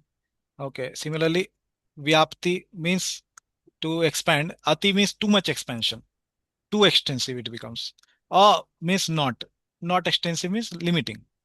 Okay, what are the understanding of these two terms? Too extensive means, suppose I define or I am saying this statement, I want to please Krishna, but somebody happens to be pleasing Krishna even though he does not want. Some people are included in this. If I say na, this first statement, anukulyana means pleasing for Krishna. Some people are included in this statement even though they were not trying to please. Okay. And too limiting. And there were some people who were left out if we give this definition. Pleasing for Krishna. Some people are left out. That is avyapti. Okay. Some people are left out if I say this. And if I say this, then some people are included who are not supposed to be included. Why Jiva Goswami is saying like this? Let's see. How it is becoming too extensive? So the answer is a demon fighting with Krishna. He gives Veera Rasa. Okay. So many demons Krishna killed, fought with. They all pleased Krishna. It was pleasing for Krishna. But is pleasing to Krishna. But that is not devotional service. Okay. Can somebody tell those who told the answer is first? Can you tell why it is not pleasing and why it is not devotional service to Krishna? Which factor is missing? Anukulen. The primary factor is missing. Anukulyena. The Swarup Lakshan itself got missing here. Okay, so that's the first answer is wrong because it is too extensive. Okay, these people are included. The demons got included in the definition who were not supposed to be there. Correct. They also became Anukulyena. They also started practicing bhakti unknowingly. Oh, we are also pleasing Krishna. Like that. We never wanted to practice bhakti, but we are pleasing Krishna. So definition, if it is given in this way, pleasing for Krishna, it becomes too extensive. Then Jiva Goswami says it is also too limiting. Because Mother Okay, Yashoda, just but one that minute, demon. we will complete first. We'll complete. Mother Yashoda trying to bind Krishna displeases him. Krishna is not pleased by Mother Yashoda chasing him and not letting him eat the makhan the way he wants to eat. Okay, the way he wants to feed the monkeys. Mother Yashoda is starting to chase him and he is running in fear. So Krishna is not pleased. Okay, but it is bhakti. We cannot exclude Mother Yashoda. Okay, Mother Yashoda is one of the greatest devotees. Nemam, okay, that verse in Bhagavatam it is there. Okay, na Virancho, na Shri, not even Lakshmi, not Virinchi, Brahma, nor Shiva. Uh, that is the highest caliber of Mother Yashoda is beyond all these personalities, actually, it is said. So, Mother Yashoda will be excluded if you say pleasing for Krishna. Okay. So, she will not be included in the definition of Uttama Bhakti. Okay. Even in the Bhava Rupa Anushiranam. But she is clearly a topmost devotee. Then what Jiva Goswami is saying? Therefore, Anukulyena should mean that which is done for pleasing Krishna. Okay. That it is done with the attitude of pleasing Krishna. Okay. That is very important. Attitude of pleasing Krishna. So when I say Krishna, it includes other avatars and Shiksha Guru, Diksha Guru, and other connected representatives like that. Okay, so therefore Anukulina should mean that which is done for pleasing Krishna. Here, one should not take the selfish attitude and all as it was being told, but it is only discussing about that attitude is of pleasing Krishna. Okay. Yes, Prabhu. Yeah. So you had some question? Prabhu, like in demon, Yeah. like there are Jai Vijay, they become the demon. Correct. But Correct. Krishna gets pleasure while Correct. fighting with them. Right. So they are also practicing devotional service. Yes. Yes. Yeah. Okay. But all demons are not like Jai Vijay, na? They are Yeah, devotees, all demons. understood, but at that time they are cursed. Because of that, they may have some attitude. But all demons are pleasing to Krishna by Veeras, by fighting. Shishupal, Dantavakra, these all are obviously Jai Vijay, but there are so many other demons he killed, na? Kamsa, Viduratha. So they are all pleasing, but they are not doing it in a favorable way. Okay. Is it okay? I mean, now, Prabhuji, Mother Yashoda is also not doing service in a favorable way. But it is. No, she is doing in a favorable way, but pleasing, not pleasing to Krishna. She is doing in a favorable way. She wants to do it for pleasing Krishna. She wants to protect the milk for whom? You tell. For whom is she boiling the milk and protecting it? For Krishna only. Krishna only. And why is she chasing after Krishna? What is her mood? To protect him and to give So him the no, milk. not protect. To make him behave properly, because he is son of Nand Maharaj. Jiva Goswami says this.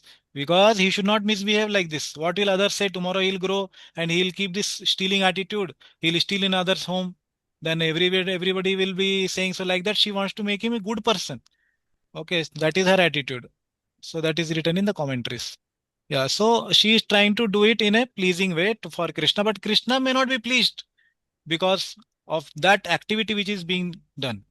Okay, so basically, see what is the word used by Jiva Goswami. We are not doing the Sanskrit commentary here, but Krishna Rochemana Pravritti, that is the word used by Jiva Goswami. Rochemana Pravritti, Rochakta, Rochak, you have heard, right? Rochak means that which is, how to say, Rochak means it is exciting. What? Exciting. Yeah, something like that means रोचमाना. उसको उनको रोचक लगता है, अच्छा लगता है. Even though it may not be superficially pleasing, but internally he likes. Okay, that's why. Okay, so Krishna रोचमाना प्रवृत्ति. I will tell exact word. आनुकूल्यंच अस्मिन् अनु उद्देश्याय श्री कृष्णाय रोचमाना प्रवृत्ति. This is a statement written by Ji Goswami. Okay, so what he is saying? Shri Krishna को प्रिय लगने वाली प्रवृत्ति. Okay, that activity which is pleasing to Krishna से है, तथापि केवल ऐसा मान लेने पर अतिव्याप्ति दोष होगा. ठीक है. तो basically this is becoming avyapti if we exclude Mother Yashoda. Okay, so next question Jiva Goswami is asking, what is the need for anukulyena? Okay, see, you are saying anushilanam, right? Okay, continuous service somebody should do, following the acharyas one should do, correct? See, understand this objection. What he is saying, you are telling all this. Anukulyena is there, okay. Anushilanam you told na first. Continuous service should be done, following the acharya should be done, with devotion also you told. Now, why are you telling Anukulyena? Is it not that Anushilanam you are doing, following the acharyas continuously, you will do with favorable attitude only, na? Why are you including Anukulyena in the sloka? That is redundant. That is the objection. Okay, there should not be even a half syllable in the definition which is not needed. That is the actually level in Sanskrit poetry composition. So the objection is Anushilanam you are telling na continuous. Why Anukulyana needed? Okay, let's see if any devotee resolves this doubt before Jiva Goswami resolves. Okay, any opinions of resolution for this objection? Objection is understood, na? I think devotee's objection is Prabhu, time is over. Maybe Prabhuji, the intent for which we are doing it, that matters, because we may Intent of what we are doing. Okay, we okay. may follow the instruction Anushilanam, but Okay. the intent could be somewhere our mind, maybe we are not Yeah, it may be doing not it. Yeah. favorable. Yes. We may be doing it continuously, but may not be favorable like that. Okay.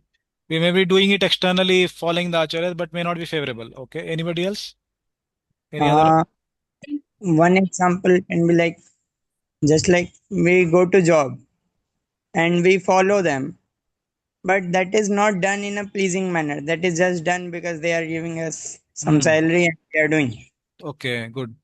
So similarly, we should not be just mechanical that okay, it is said and I have to do, like, for some ulterior purpose, like, so it should be done in a pleasing manner. Similar point. Yeah, yeah. Okay, yeah. Thank you. Okay.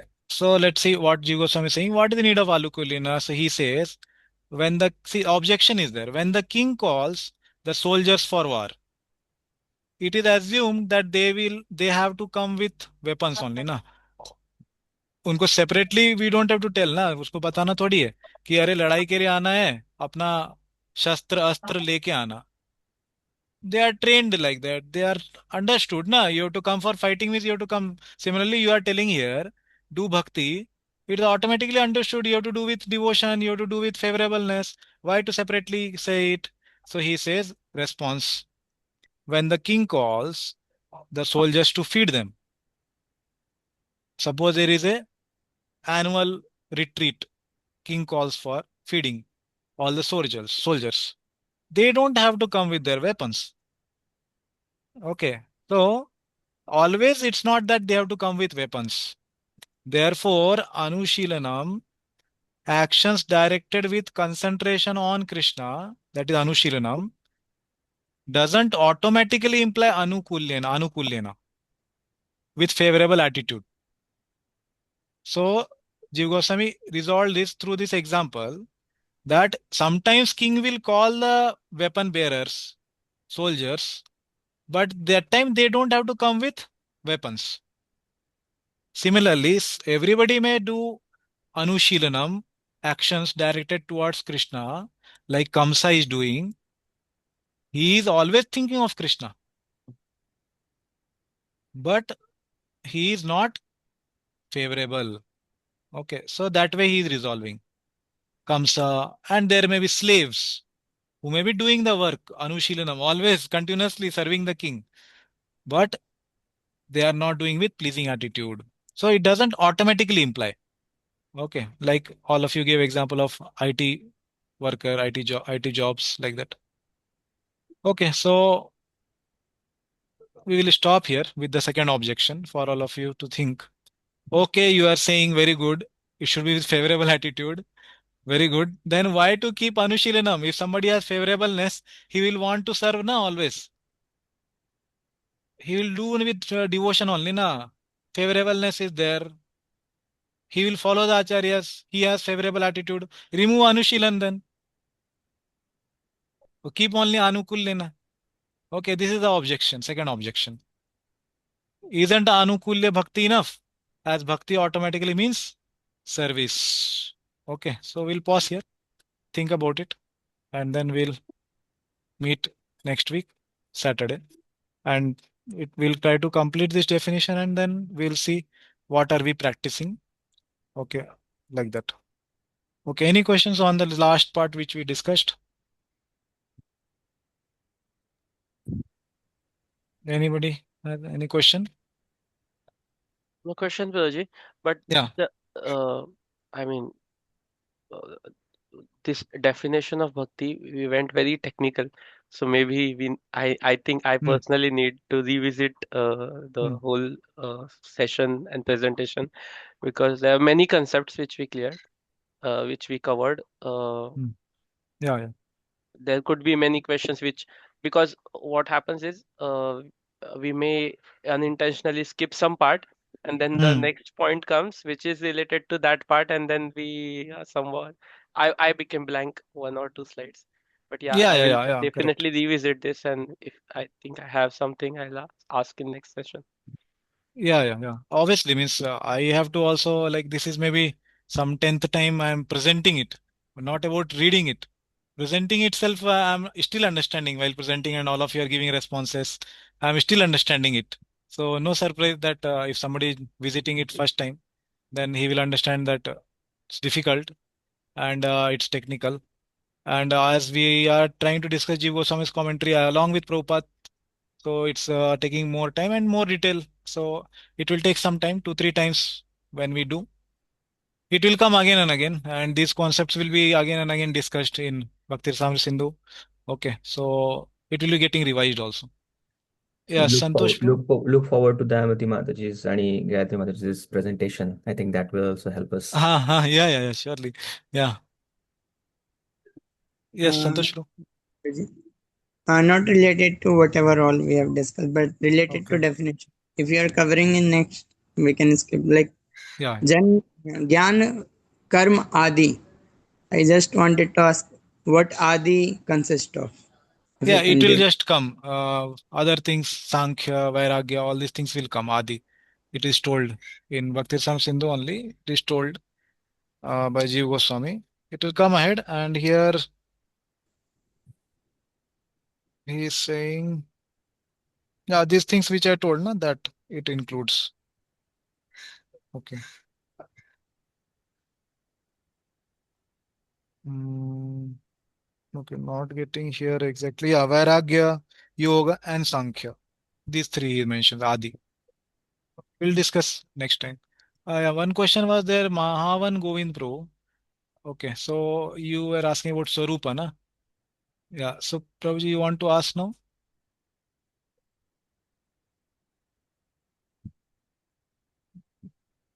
Okay, maybe he's not there. Okay. So I didn't want to confuse at that time by taking that question. It was So, going in some other direction.